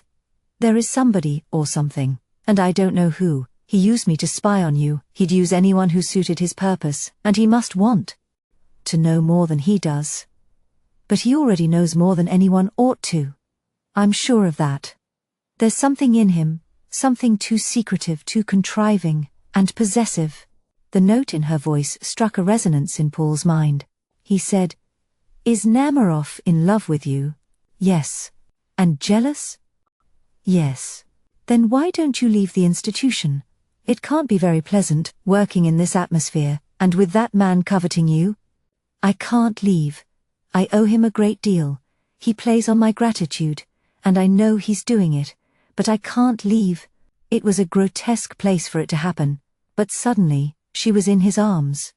Paul held her close, and knew that, whatever else happened, when he left Vandorf he would take Carla with him. Aloud he said, "You'll come with me. We'll leave Vandorf together." "I can't. Don't be afraid. When you're with me there's no need to be afraid." She lifted her mouth to his. They kissed, and through her shuddering body he felt both her desire for him and that incommunicable terror which permeated this whole accursed valley. "Paul," she breathed. He forced himself to hold her away from him. "Carla, there's no need to be afraid," he repeated firmly. You're a free person. You can leave Vandorf, leave Namaroff, whenever you choose. She shook her head. But why not? He demanded, exasperated by the defeatism of it all. I don't know why. In this deathly setting, Paul could almost begin to believe in other spells, in a general malaise suffusing the entire district. The whole place was in the grip of a disease, a demoniacal possession which drew people into a marsh, drew them gradually towards the center where the ultimate horror waited for them. All willpower was sapped. Nobody would stand up and defy the powers of darkness. He said, Carla, the two of us. It seems too soon to talk about us, but you know, damn it, you must know. Please, please, no. She cut him short by getting up and backing away. It would all be so simple, she said. Loving you, then make it simple. But before he could say any more, she had turned and run off into the night. He saw her as a pale wraith flitting between the tombstones, and then she was gone. He could hardly pursue her now. He couldn't leave his father's grave open to the sky and the gaze of any inquisitive villager. He set to work to close it up again. He was exhausted by the time he got back to the mill house, so exhausted that sleep was impossible.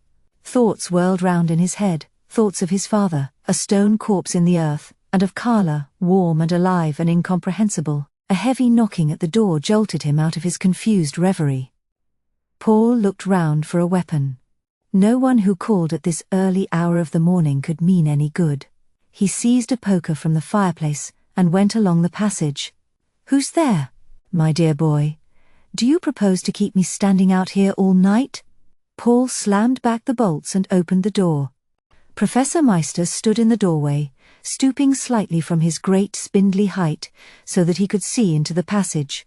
He kept his head lowered as he came in, then straightened up with a sigh.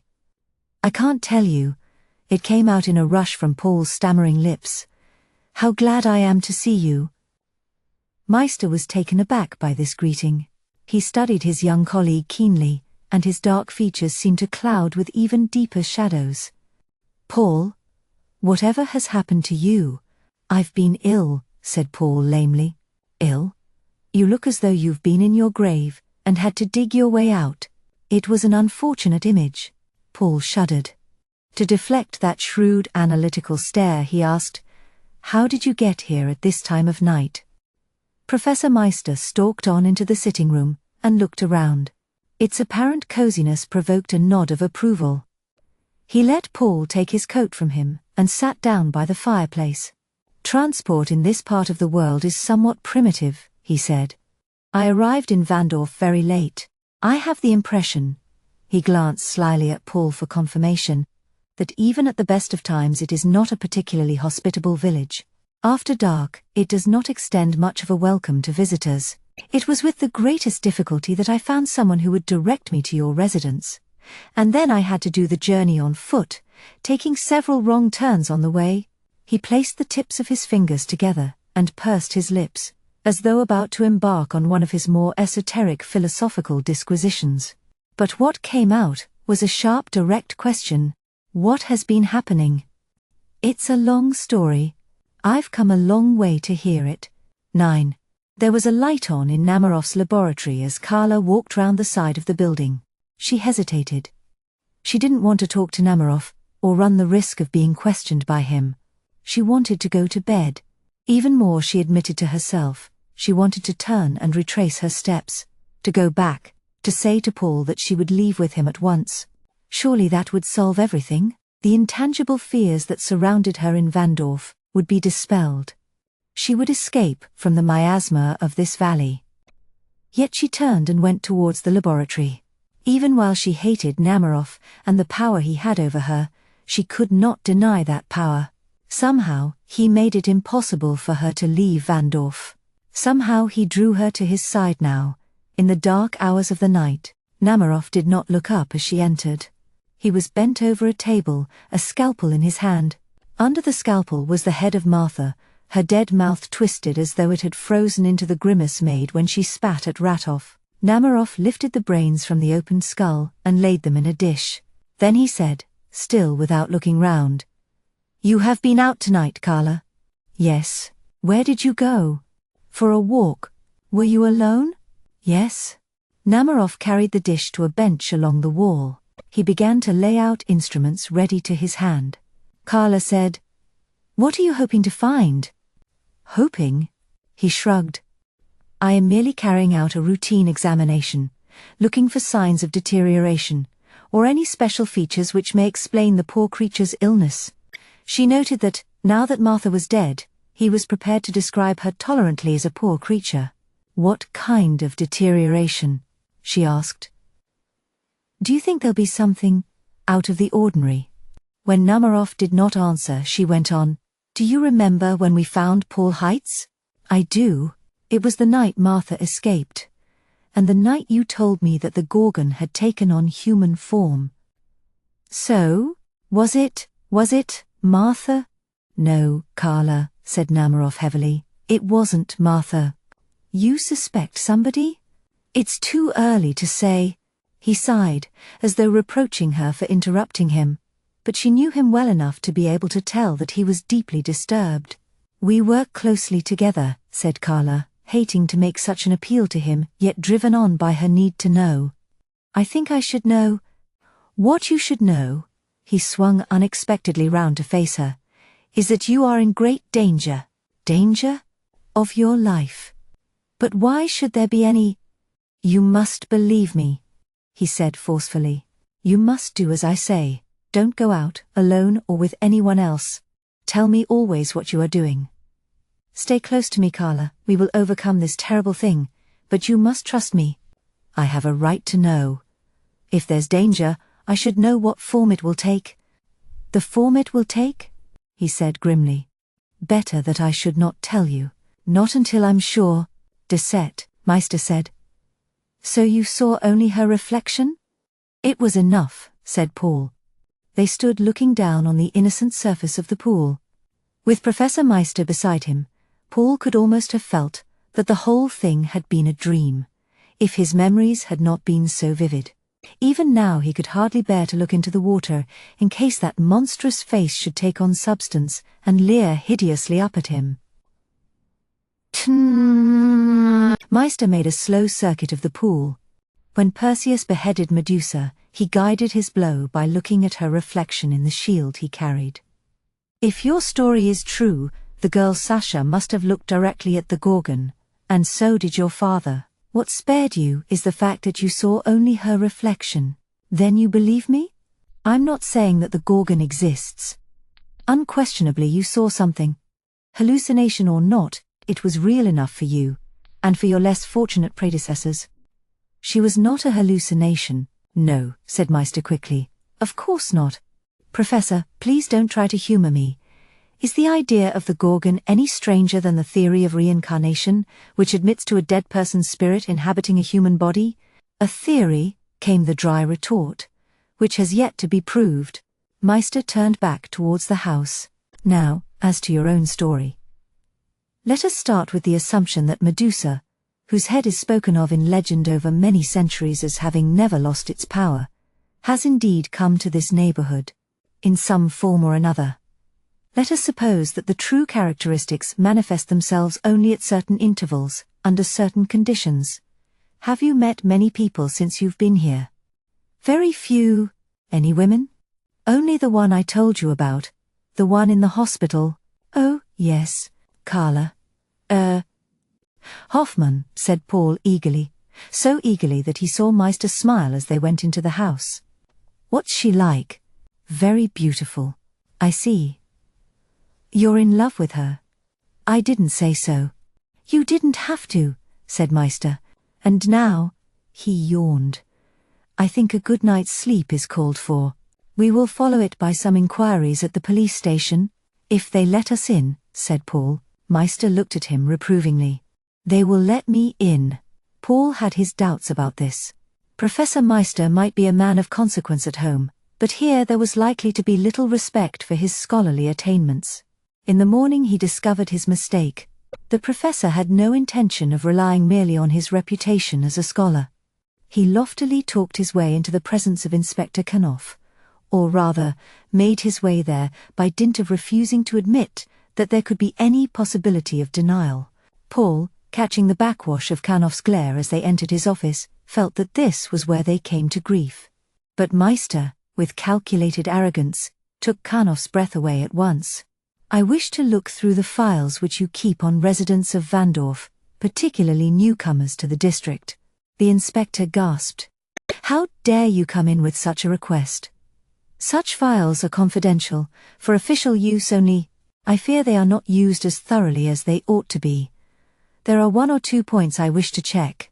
Under no circumstances will you be permitted to see any of our files. There is no precedent. Don't use long words, Inspector, they don't suit you. I may say that if you don't wish to assist us, I shall go higher up." "Higher up? I presume that even you, Inspector, acknowledge the existence of a superior. The Foreign Secretary, for example. I don't believe. A very valued friend of my dear brother." "I can check on that." "Check on it by all means," said Meister savagely. "But unless you are very quick about it, my good fellow, and unless I am allowed to see your files—" Kanoff writhed and argued, but he stood no chance. Meister was by turns bullying and sardonically reasonable. In the end, Kanoff agreed that the professor should be given access to the records. "Starting," said Meister, "with those of women aliens registered here within the last 10 years. When Kanoff set his staff bustling down the corridor to collect the files, Meister permitted himself a slight smile in Paul's direction. Kanoff, though now obsequious to his older visitor, made a great show of ignoring Paul as though this might in some way restore a balance. "Visitors to Vandorf," explained Kanoff, when files and photographs were piled on the desk before him, "are required to register only if they wish later to become citizens. Among those still resident here," he tried to maintain his dignity by being over-helpful, where before he had been uncooperative. Meister paid no attention. He turned over files and photographs quickly, and then held out a picture to Paul. "Is this her?" Paul looked at a slightly creased photograph of Carla. Her mouth was too set. She had obviously been uncomfortable before the camera. "It hardly does her justice, but it's her? How long has she been here?" "The information's on the back," said Kanoff. Meister turned the card over. 7 years. "When did these murders start?" Kanoff jumped. "Murders? I'm referring to the ones which you failed to solve, and which everyone in the community has been at such pains to ignore." 5 years ago, Kanoff grunted. "Thank you." Meister put the photograph back and rose. Paul got up, filled with unease. He did not see how Meister's mind was working. As they walked out of the building into the open air, he said, "I don't see how Carla comes into this." "Or, you don't want to see," said Meister gently. "Jed an act." The sound of Paul Heitz's voice along the crackling, whispering telephone line reinforced Carla's determination. During what remained of the night, she had tossed and turned, trying to free herself from a bondage she did not understand. In daylight, she had tried to be rational, and had found that being rational also meant doing what her heart told her to do. She wanted to cry this down the telephone to Paul, but instead she warmed silently with the fervor of her own resolve, and took his message to Namaroff in the laboratory. "Mr. Heitz is on the telephone. He and Professor Meister want to make an appointment to see you." "Meister? From Leipzig University." "I can't see them," said Namaroff. "Tell them I'm busy." "Mr. Heitz was very insistent. His stony eyes were dull with menace. "I have told you, Carla, that for your own safety you must do as I say. This is one of those times when obedience is essential. Go and tell Mr. Heitz that I do not wish to see him or his friend." Carla began to turn away. She would tell Paul that, but she would take the opportunity of telling him many other things. Abruptly, Namaroff said, "Carla." When she stopped, he slammed his hand down on the bench. "When you went for your walk last night, you said you were alone. You lied to me. It was all she needed to spark her off. Do I have to account to you for everything I do? You were with Paul Heitz, weren't you?" She needed to hit back, to seize on every opportunity for a break that would be permanent. "You've been spying on me," she accused him. "Who do you use?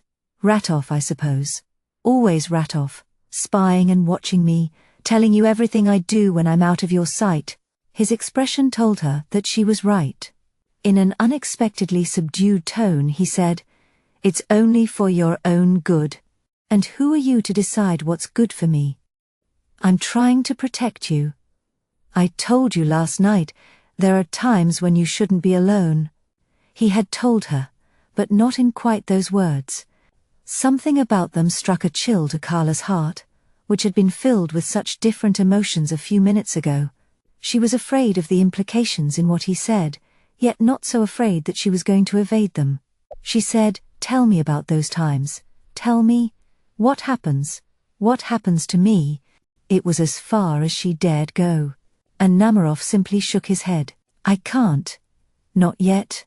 Because it's all an invention. You're trying to frighten me. I only want to take care of you." The genuine suffering in his voice was the most terrifying thing of all. "Frighten me?" Carla cried again. "So that I'll submit to being your prisoner. I've had enough. I'm sick of your jealousy, and sick of these horrors you helped to build up around the place, sick of you." She turned towards the door, and this time, he let her go without a word. She would have preferred him to shout abuse after her. It was with a shaking hand that she picked up the telephone earpiece and spoke into the trumpet of the mouthpiece. "Paul? I'm sorry I was so long. I was trying, but Dr. Namaroff won't see you, won't he? Did he give any reason?" "He says he's too busy." There was a skeptical murmur along the wire. Then she said, "Paul, meet me tomorrow. Tomorrow morning." She quickly estimated the time she would need to be able to see him and to be on duty at her usual time. "Meet me at 7 o'clock in the morning," she said, "at the Castle Borsky." Before he could reply, she had to hang up. Ratov was a few yards away, carefully not watching her, and just as carefully appearing not to listen.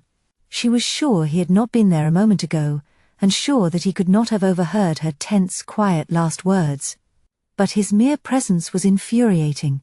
In the morning, she would have to take every precaution to shake him off if he had any suspicions of her. It proved to be a pale, still morning. As she slipped away from the institution buildings, she looked back several times, but there was no sign of anyone stirring. Carla felt jubilant. The air was fresh, birds were singing in the trees along the stream, and as she climbed the slope from Vandorf, the institution and the village itself looked smaller and smaller, less and less significant. Then the birdsong grew feebler. By the time she reached the forest there was silence, broken only by her own footsteps and the occasional snap of a dry twig. The castle loomed ahead.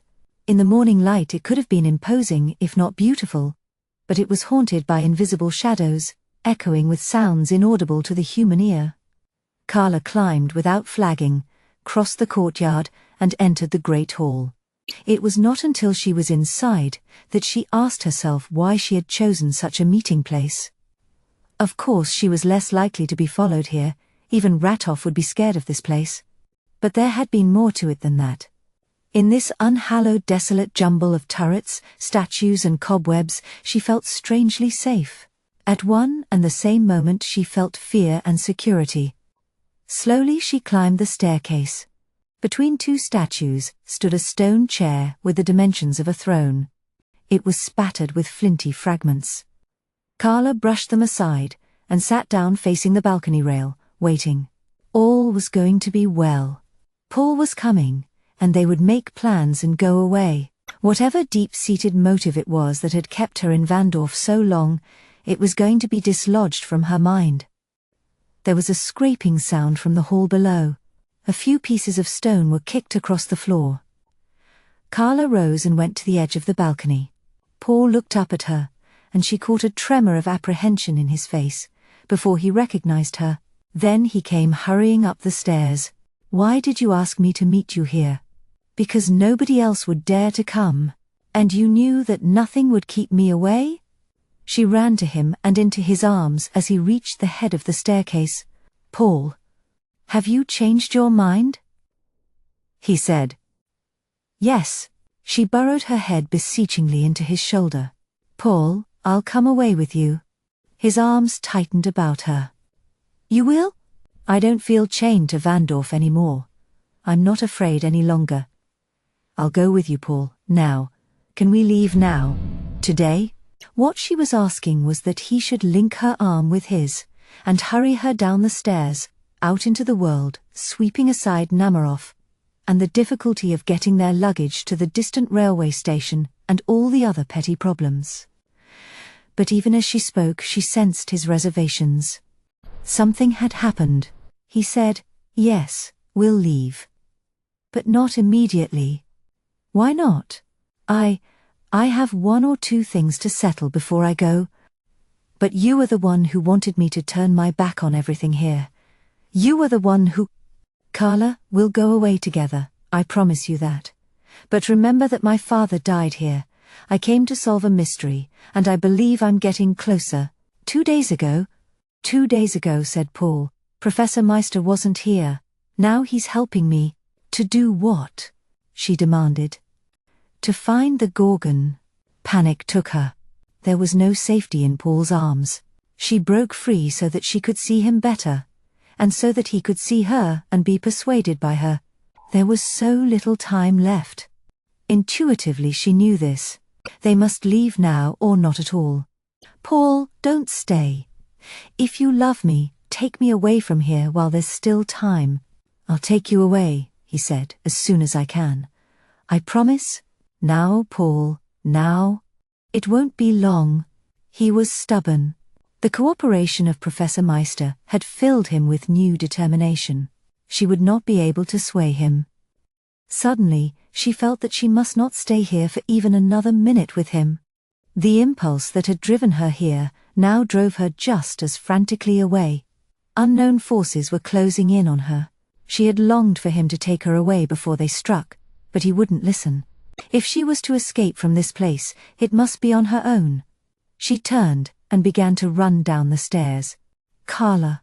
His footsteps pounded after her, but he slipped and had to cling to the rail to regain his balance.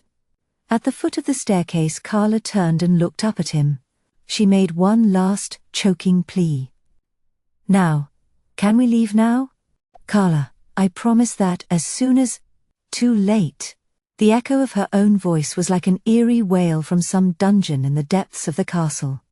"It will be too late." She took her last look at him. "I may never see you again." Then she ran across the hall and the courtyard, and out onto the precipitous path. Behind her, he called her name over and over again, but she knew that if she stopped to listen he would have nothing fresh to say. As she approached the line of dark trees, she thought she saw a figure moving in and out of the shadows, and contemptuously, she fitted the face of Ratoff to it in her mind. But it didn't matter. It was too late for anyone to do anything. She was herself. She would trust in no one again, be subjugated by no one again. She sobbed and stumbled towards the freedom and forgetfulness that only she could achieve. Divanact. The knife flashed sharply in the morning light. Paul, wretchedly emerging from the trees above the mill house, turned to look back at the castle, and so saw the blade in time. He swayed to one side, and Ratoff blundered into his left arm. "Paul." Professor Meister was scrambling up the slope. Ratoff wavered, then turned and ran before the 2 men could converge on him. Meister tried to intercept him, but was shaken off with a wild sweep of the knife. Ratoff turned and threw the knife viciously and accurately. It whistled past Paul's ear and into a tree. Ratoff plunged into the undergrowth. Meister came up to Paul. "Did you recognize him?" It was Ratoff, one of the attendants at the hospital. "Perhaps in future you might be good enough to tell me where you're going." Paul dodged this one. "Why did Ratoff try to kill me?" "Your friend Namaroff probably knows the answer to that one." "Dr. Namaroff isn't answering questions these days," Paul observed. "Not voluntarily." They walked down towards the mill house. Meister reached out and wrenched the knife from the trunk in which it was embedded. "While you were planning whatever jaunt it was that occupied you this morning, I was doing some research of my own. To be quite candid, while you were snoring the night away, I paid a visit to Namaroff's establishment." Paul gaped. "Did he see you?" "I was not formally announced." I broke in and went through his medical files. Paul found it hard to visualize the dignified man striding beside him as a burglar. It was an aspect of Professor Meister's character, which would not have been readily credited by most of his fellows or students in Leipzig. "Did you find anything?" asked Paul, marveling. Meister did not reply until they were indoors. Then he produced some folded sheets of paper from inside his coat. They had evidently been torn from a file and stuffed hastily into his pocket. He skimmed them, then looked gravely at Paul and began to read aloud. "Carla Hoffman, probationary nurse, enrolled Vandorf Medical Institution 1903. Attack of amnesia." Thoughtfully, the professor skipped a few lines and began to select the relevant items. Amnesia, loss of memory, in 1905. That's 5 years ago. In 1906, she underwent intensive treatment and was apparently cured. Meanwhile, she continued to work in her profession. That's odd. Now, let's put some of these pieces together. Paul was possessed by an unreasonable urge to shout Meister down. He didn't want a case built up against Carla. Even if it was a convincing case, he didn't want to hear it. "The first of the Vandorf murders," said Meister relentlessly, "coincided with the beginning of these attacks of amnesia. Namaroff must have been well aware of this. Ordinarily her condition would have put an end to her career as a nurse. Why should Namaroff have kept her on? When you told me your story of events here in Vandorf, you gave me a distinct impression that he was in love with her. That doesn't mean that—" "Just a minute." Meister turned over a crumpled page. "In 1906, Nemaroff closed the case and stated that she was cured. But was she cured? I don't think so." He slapped the paper down. "She was always being followed, being watched. Didn't she tell you that? And this very morning there was Ratoff, prowling, always following her. Because Namaroff is jealous," said Paul. "Possibly. And possibly also because he's afraid of what she may do. Because she still loses her memory around the time of the full moon." "How do you know that?" Meister nodded at the pages before him. "If we were to check these dates, I'm sure you would find they fitted. The full moon, the occurrence and recurrence of the amnesia, and the murders." Paul could stand no more. "You're seriously suggesting that Carla—" "Why shouldn't I?" Meister shook his head pityingly. "I'm not in love with her." "Oh, you're mad. A young girl as beautiful as Carla." Medusa was beautiful. According to the legend, it was her beauty that aroused the jealousy of a goddess and resulted in her becoming hideous. There is nothing so hideous as beauty warped, and even if we are talking in symbolic terms, even if the Gorgon myth is something twisted and distorted through the thousands of years in which it has been known, there is still a destructive spirit with which we must contend. It has found a resting place in somebody. "Not Carla. In the cemetery you begged her to go away with you," said Meister. "That's what you told me, isn't it? She refused. Why?" She wasn't ready to leave." "Why not?" "Because something stronger than herself held her in thrall. But today," Paul argued triumphantly, "she asked me to take her away. She wanted to go immediately. She was even more frightened of staying than she had been of going." "Even more frightened," Meister echoed. Then brutally he said, "I'll tell you why she was frightened, Paul. Because tonight is the first night of the full moon." It was all so neat, so academic. Paul had always admired Professor Meister. He had felt privileged to work with him and to watch his methods. But now he rebelled against the cold, unemotional selecting and arranging of facts and suppositions. Logic and cold reason might be all that counted in purely academic subjects, but Carla was a living, breathing human being. He ought to have taken her away when she entreated him to do so. Whatever had happened here in Vandorf was beyond his understanding. Let Professor Meister stay here for the rest of his life and try to unravel it if he wished. He could regard it as a cultural exercise. He would become a hoary old specialist in the subject. Paul said, "What are you trying to do? To destroy Carla and me?" Before Meister could reply, there was a scream in the distance. It was a woman's voice. Paul ran to the door and looked along the path into the woods. Meister went to the window. "This side." They rushed into the garden. Beyond the pool, Carla was struggling with Ratoff. She shook him off and made a dash for the house. Ratoff made a move to catch her up, then saw the two men heading for him. He turned and scrambled over the low wall, and was soon lost among the trees. Carla collapsed against Paul, clinging to him. "I had to see you again. It's all right," he soothed her. "It's all right." They went back up the garden and into the house. Meister glanced quizzically at Paul, who refused to meet his gaze. Automatically he shielded Carla from the professor, drawing her closer to him and guiding her to a chair facing in towards the fireplace. Meister said gently, "I think you'll wish to be left alone together for a little while." He made a graceful withdrawal. Paul drew a chair close to Carla's, and took her hands in his. He said again, "It's all right." And then he knew that only one thing would make it all right. "We'll go away," he said, "at once. Today. Is there still time?" It was a plea from the heart of her. "Of course there's time." "There has always been plenty of time," said Paul bravely, defying the absent professor. "But if it means so much to you, we'll leave today. I ought not to have come." Her faith in him died like a candle flame. Her illness, and the uncertainties that followed it, must have made her subject to these impulsive fits, this swing between confidence and despondency. "I can't leave. I've always known I couldn't leave. But I came to you." "You came to me." He tried to give her a new, solid assurance. "Because you knew this was the right thing to do." He willed himself to sound confident enough to overcome all her fears and irresolution. "You know what life here is like, and what it'll always be like. You've just been attacked by your friend Namarov's pet jackal, simply because you tried to come and see me. I suppose there's every reason for leaving and none for staying. I'm sorry I was stupid about it this morning. You're quite right, you have got to leave. And leave immediately." After this splendid pronouncement, Paul realized that he was a little less sure about the ways and means of getting out of Vandorf in a hurry. The railway station was some distance away, and he had no idea of the timetables in operation here. Tentatively he said, "We must get to Leipzig. There is a train at noon."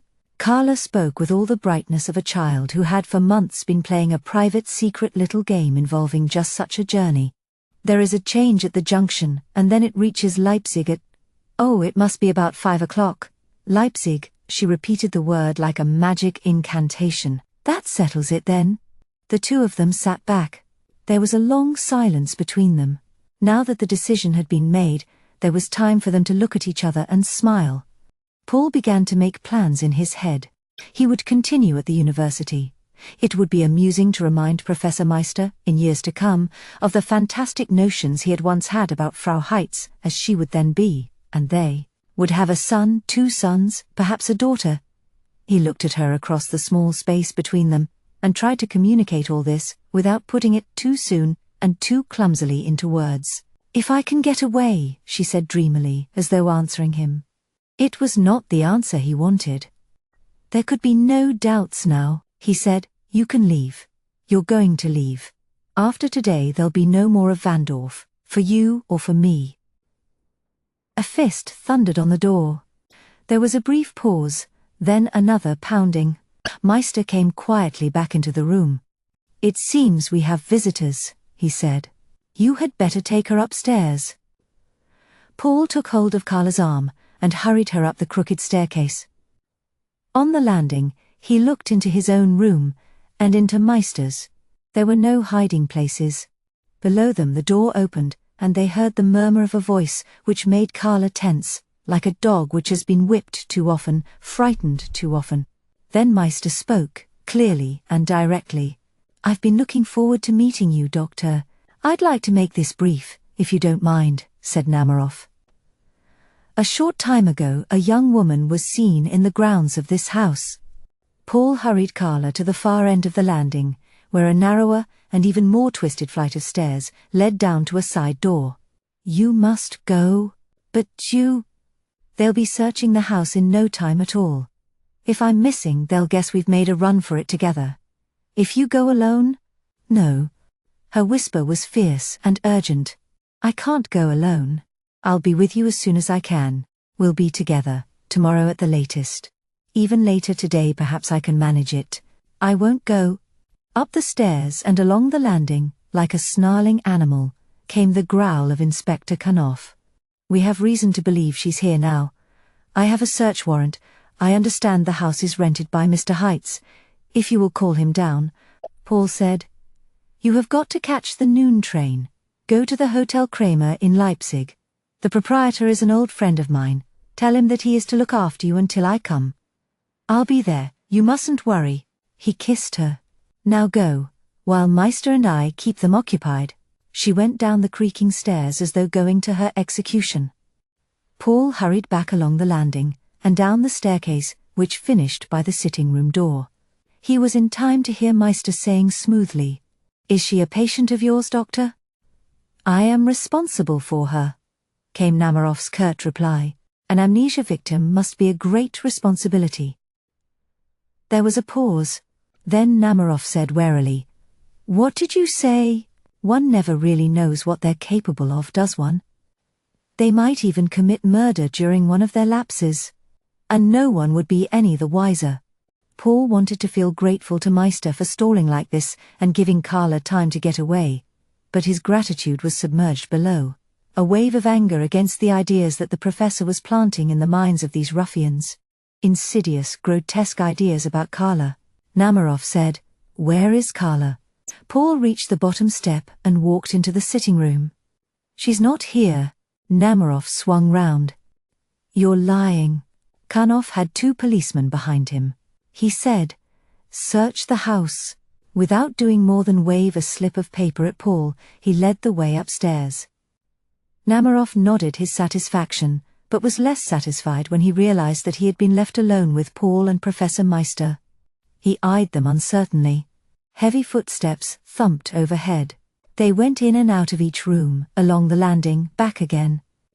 Namaroff cleared his throat noisily and said, "Mr. Heitz, if this girl is not found, I shall charge you with her abduction."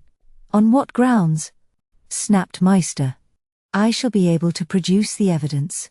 There will be witnesses." "Speaking of evidence," said Meister, "perhaps you'll be good enough to return this to your Mr. Ratoff with my compliments." He held out the knife which he had taken from the tree. He left it behind when he attempted to kill Mr. Heitz in the forest. "What kind of tale is this?" "No tale, doctor. You sent Ratoff to follow Carla to the Castle Borsky where she met Paul. When she left, Ratoff attempted to kill Paul with his knife. With a sudden, startling violence, Professor Meister grabbed Namaroff by his lapel. "Why do you want Paul Heitz out of the way, Namaroff? Is it because you're afraid he'll take Carla away from you? Or is it because you think he'll find out about the secret that you share with Ratoff? Answer me. Take your hands off me." Inspector Kanoff was halfway down the stairs. There was a gun in his hand. He said, "Professor Meister, if you don't release the doctor this instant, I won't hesitate to shoot." Meister let his hands fall. Namaroff stepped back and brushed his lapel fussily as though he had been contaminated. "Well?" he asked Kanoff. "She's not in the house. Have you looked in every room?" "Everywhere." "The attic?" insisted Namaroff. "Have you searched the attic?" A policeman coming downstairs said gruffly, "She's not there." Namaroff glared from Meister to Kanoff, as though blaming them equally. Then he turned brusquely away and went out. Kanoff looked as though there was something he intended to say to Meister. Then he changed his mind and gestured to his policemen that they should follow the doctor. When they had gone, Meister let out a long sigh and said, "Where is she, Paul? What did you do with her?" Paul explained briefly what his plan was and how he had put it into action. Meister nodded dubiously. He seemed unimpressed. When Paul had finished, the professor took a small notebook from his pocket and flipped over the pages. "There's only one other train today that will get you to Leipzig," he said. "I took the precaution of noting the times when I arrived in this district. It is a late-night train. I'll go on that then."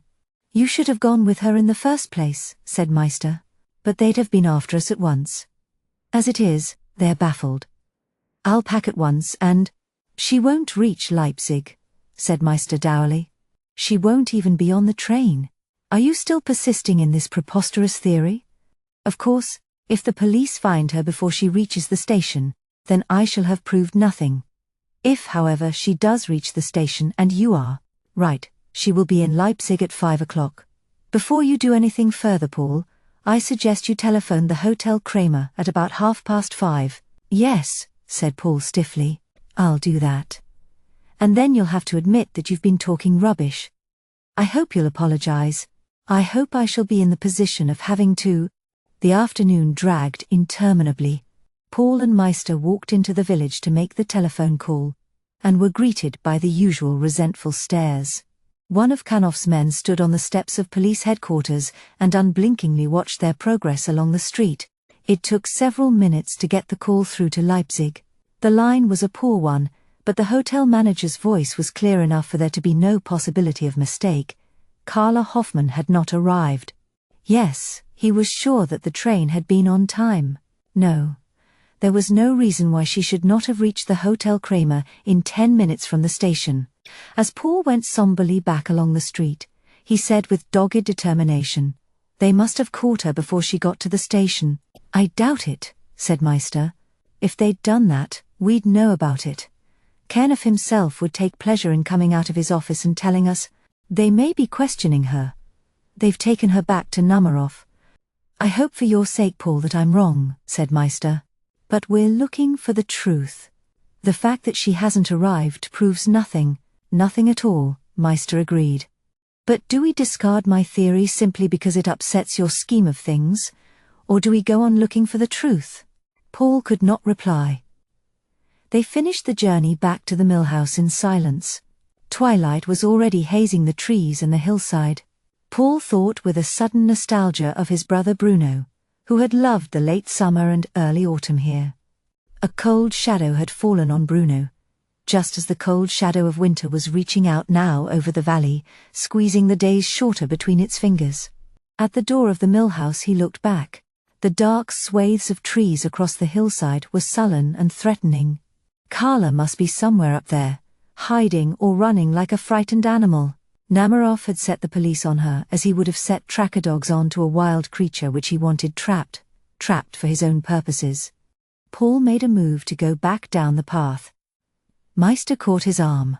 "She's out there somewhere," said Paul. "I'm going to look for her." "No. Wait. In an hour's time it will be dark. Wait until the morning."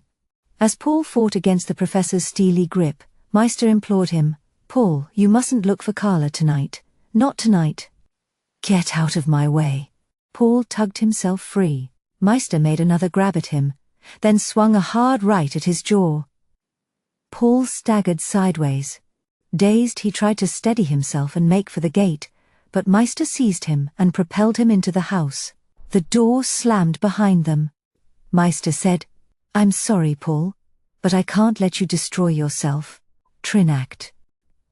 It was as humiliating as being a small boy again, locked in his bedroom as a punishment for some petty offense. Paul made no attempt to sleep. He sat on the edge of the bed and watched darkness settle on the landscape. Unless Namaroff had already captured her, Carla must still be out there. The moon swam slowly out from behind a cloud. On the hilltops, thunder rumbled. Paul went to the door and shook it once more. He shouted Meister's name, but there was no response. The professor had ceased to answer an hour ago. He had no intention of letting Paul out, and Paul had no intention of listening to his well-meant lectures through the intervening door. A flash of lightning tore the sky, and the thunder redoubled its clamor. Carla must surely have been captured by now. She might even have given herself up, rather than spend a night in the forests. Dragged back to Namaroff by force or by his sinister power over her, she could even now be sitting defeated in the institution. The thought was too much. It goaded Paul into action. He went to the window and raised the sash. It squeaked abominably, but the noise was drowned by the rising wind. It was a long way down to the ground, but the tangle of ivy would provide a reasonable hold. He waited for the moon to come fully out, and made sure that there were no clouds likely to obscure it too abruptly. Then he put his leg over the windowsill and climbed out into the night. Ivy tore away from the wall when he was halfway down, and he had to make a jump, landing awkwardly but without breaking anything. He walked cautiously round the side of the house. A light burned in the living room window. He peered in and saw Meister slumped in an armchair at the foot of the stairs. The warmth of the room had sent the professor off to sleep. Paul was just about to move round to the path and make his way into the woods when he heard a muffled thumping. Meister started from his chair. The sound, dulled by the space between and by the fitful wind, must be that of someone at the door. Paul stayed where he was, waiting. A moment later, Meister backed into the room, with Kanoff and 2 policemen plodding grimly after him. Kanoff's voice was faint, but distinct through the window. "I have a warrant for the arrest of Paul Heitz." "On what charge?" "The abduction of Carla Hoffman." "That's ridiculous. You saw for yourself that she wasn't in the house." "Will you please inform Mr. Heitz?" said Kanoff. "I'll give him 5 minutes to get dressed." Professor Meister spread his arms in a gesture of despair. He realized that argument was futile. He went to the stairs and began to climb slowly. Paul hugged the wall and made his way round to the path. A police carriage stood in the lane, the driver hunched on his seat, peering apprehensively up into the lowering forest. Paul crept round the back of the carriage and plunged into the sheltering gloom. The moon lit his way. An occasional stab of lightning threw the trees into vivid relief, giving them a 2-dimensional sharpness that added to the unreality of the night. He had meant to go first to the institution, but now he was sure that Carla would not be there. They would not have sent Kanoff to arrest him on a charge of abduction if Carla had already been captured. She must still be loose, still running or hiding, still cowering in terror. On such a night, with the advancing storm about to break on the hills, there was one place in which she was almost bound to seek refuge. The Castle Borsky held no terrors for her. She did not share the village superstitions. She and Paul had met there once. Now, he thought resolutely, they would meet again. And this time, he wouldn't let her out of his sight until they were free and far from Vandorf. He half ran through the trees, scrambled up the precipitous path, and felt the stones skidding under his feet as he crossed the courtyard and entered the great hall. Moonlight was an encroaching tide, lapping in from gaping windows and through tall, narrow embrasures. A cloud scudded across the moon, and there was a swimming, ebbing flux of light and shadow across the vast floor.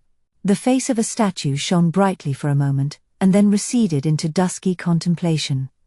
Paul lurched into something that leaned away from him, and then bumped back against his arm. It was a tall metal candelabrum, thick with rust. He looked up at the balcony. In the uncertain light, it was impossible to make out more than the blurred outlines of the statues at the head of the stairs. "Carla." The wind carried his voice away. "Carla." Lightning flickered into the hall, and a dark, motionless shape beside one of the statues said, "I am waiting for Carla, Mr. Heitz."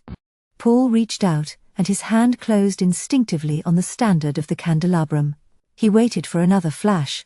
When it came, he saw Namaroff, with an old, heavy-bladed sword in his hand. Paul began to walk slowly towards him, lifting the candelabrum as though it were a 3-pronged spear. Namaroff backed away. Paul tried to speak, but a cataclysmic roar of thunder drowned him out. It struck Namaroff as a physical blow. He raised the massive sword and stood his ground. Paul ducked away from the gleam of the murderous blade and swung at Namaroff with the candelabrum. They began a grotesque, lumbering duel in the bewildering light. The weight of the candelabrum was enough to throw Paul off balance. When it clashed against the sword, there was a shower of sparks. He began to use it madly like a flail, driving Namaroff backwards by sheer brute force. There was no pause for argument, no appeal for quarter. Reason had deserted them once they entered the Castle Borsky. And now, in this ghostly ruin, they battled like madmen. Elemental savagery boiled within them. The unmoving statues looked down placidly on the murderous hatred of 2 shifting, staggering, demented men. Then a statue moved. Paul caught the movement from the corner of his eye. Reeling to one side as Namaroff parried a blow, he knew that something or someone had advanced to the edge of the balcony. He tried to look up, tried to call out. But Carla's name died on his lips as Namaroff came at him again. The crash and clang of their weapons was caught up in the swirl of wind and thunder. More important than anything in the world became the need to kill Namaroff. It was Namaroff who had dominated Kala for so long, Namaroff who had imprisoned her, terrified her, driven her out by his sinister influence, and then pursued her and hounded her through the forests. Until Namaroff was dead, there would be no peace. Paul took a mighty swing. Namaroff's sword was torn from his hand and thrown shrieking, grating across the floor. Namaroff went down, groveling, trying to push himself up again. Paul turned the candelabrum in his hands and jabbed downwards. In a moment Namaroff would be impaled. The doctor wriggled desperately to one side. He groped for anything that came to hand, writhed like a serpent across the floor, and reached the sword. By the time he was on his feet, Paul was lunging again, panting to draw blood, to see Namaroff in his final agony. They fought across the hall to the foot of the stairs. Namaroff jumped back up 2 stairs, giving himself the advantage of additional height. But the length of the candelabrum was still the main factor. Paul began to jab him up the stairs. At the top, there would be room to swing the candelabrum again. He would finish it. Must finish it. Then, Paul slipped. He was down on one knee when Namaroff laughed hysterically and struck back. The sword and the candelabrum locked together. Other shapes seemed to be joining in the struggle, mocking the thrusts and twists of the 2 men. Forced to one side, Paul found himself staring at his own face. A huge cracked fly-blown mirror was fastened to the wall beside the staircase. The candelabrum was wrenched from his grasp. He felt the agonizing thud of Namaroff's foot against the side of his head, and then he was turned over and over, kicked down the stairs. He spread his arms, tried to hold on, slithered and bumped down a dozen steps, and came to rest. He could not regain his breath, could not lift his head. He waited for Namaroff to leap down and deliver the finishing stroke. Then he heard the moan that rose to an inhuman shuddering cry. He grabbed for the rail and tried to haul himself up, seeing everything at a crazy tilted angle. Namaroff had the sword raised as though to defend himself, or to shield his eyes. There was a statue where no statue should be. There was a shape that loomed over Namaroff, with its arms raised. It was still, yet not still. In the shadows the head was indeterminate, changing shape, alive with a dark life that was best concealed in those shadows. Exhausted, Paul let his head slump down against the cold marble of the step. He heard Namaroff scream. There was the clatter as he dropped the sword, and then he was stumbling down the stairs. His foot jarred against Paul's arm. He went helplessly on his way, sobbing what could have been a prayer or a curse. Paul rolled over and looked down. He saw Namaroff stagger against a pillar at the foot of the stairs, and then grab for support at a dusty, ragged curtain. It tore, and he sank to his knees and then onto his face. Paul forced himself up. He groped for the rail and eased his way down the stairs. On the bend of the flight he looked straight into the mirror, and swimming out of it, just as it had once swum up through the weed and shadows of the pool, came the face he dreaded. "No," said Paul to himself, "no." He swung away from the grinning monstrosity in the glass, and then kept his head down. He reached the bottom of the staircase and refused to look up. The temptation was almost overpowering. He had to see, had to confirm that it was true, had to defy this impossibility from a mythical past. But he made himself look at the floor as he edged away across the hall. "Paul, where are you?" It was Professor Meister's voice. And Meister, incredibly, was up on the balcony. He must have found another way into the castle and was approaching the apparition from behind. Instinctively Paul looked up. And it was not just because of Meister, not because of any wish to save the professor, and not because he believed that if he stared straight at the creature, it would all prove to be an hallucination. He had to look. There was nothing else for it. He stared straight into the face of the Gorgon. It was a classic, beautiful face. The features were those of an alluring woman, but they were only a mask for the evil that festered beneath. Paul Height saw what his brother and his father had seen, and the words choked in his mouth, thoughts choked in his mind. And through his body ran a tremor that touched every nerve with ice. The snakes rose in a seething throng, lashing out as though desperate for something into which to sink their fangs. The Gorgon's head was an abomination of poisonous frenzy. her mouth stretched in a grimace of fury. If any sound emerged, it was part of the savage hissing of the serpents. Paul covered his eyes with his hands. He knew it was too late. He had chosen to look on that face of dread, and now there was no hope. There was a faint metallic scrape against the floor of the balcony. Paul's arm fell. Already it was growing heavy. Sluggishly he lifted his head. There was nothing to lose now. The vice was closing on his heart and lungs. He looked, and saw the Gorgon beginning to turn as Meister rushed along the balcony towards her. She was too late. He had picked up Namarov's sword, and swung it with all his strength. The snakes reared in a fury. The Gorgon's mouth opened wider and wider, and suddenly the head was sliced from the body. Streaming blood, it bounced down the stairs and rolled across the floor, coming to rest near Namarov's corpse. Paul slipped on the foul slime that was left as a trail. He crawled towards the head. As he did so, the snakes appeared to shrink. They withdrew into the head, retracting into the brain of which the Gorgon had taken possession. The face itself began to change. Moonlight drifted across it like a silver veil, and it seemed that the skin dissolved. The features sagged, then reshaped themselves. It was the head of Carla. Paul let out a last despairing cry. He tried to drag himself over those last few inches, but his strength was failing. Carla. Behind him, Meister came down the stairs and stood over him. She's free now, Paul. She's free. Light and shadow, color and life, hope and despair, all faded and ceased to have meaning. The last thing on which Paul Heitz looked before he died was the severed head of Carla Hoffman. Free, he murmured. Free and dead.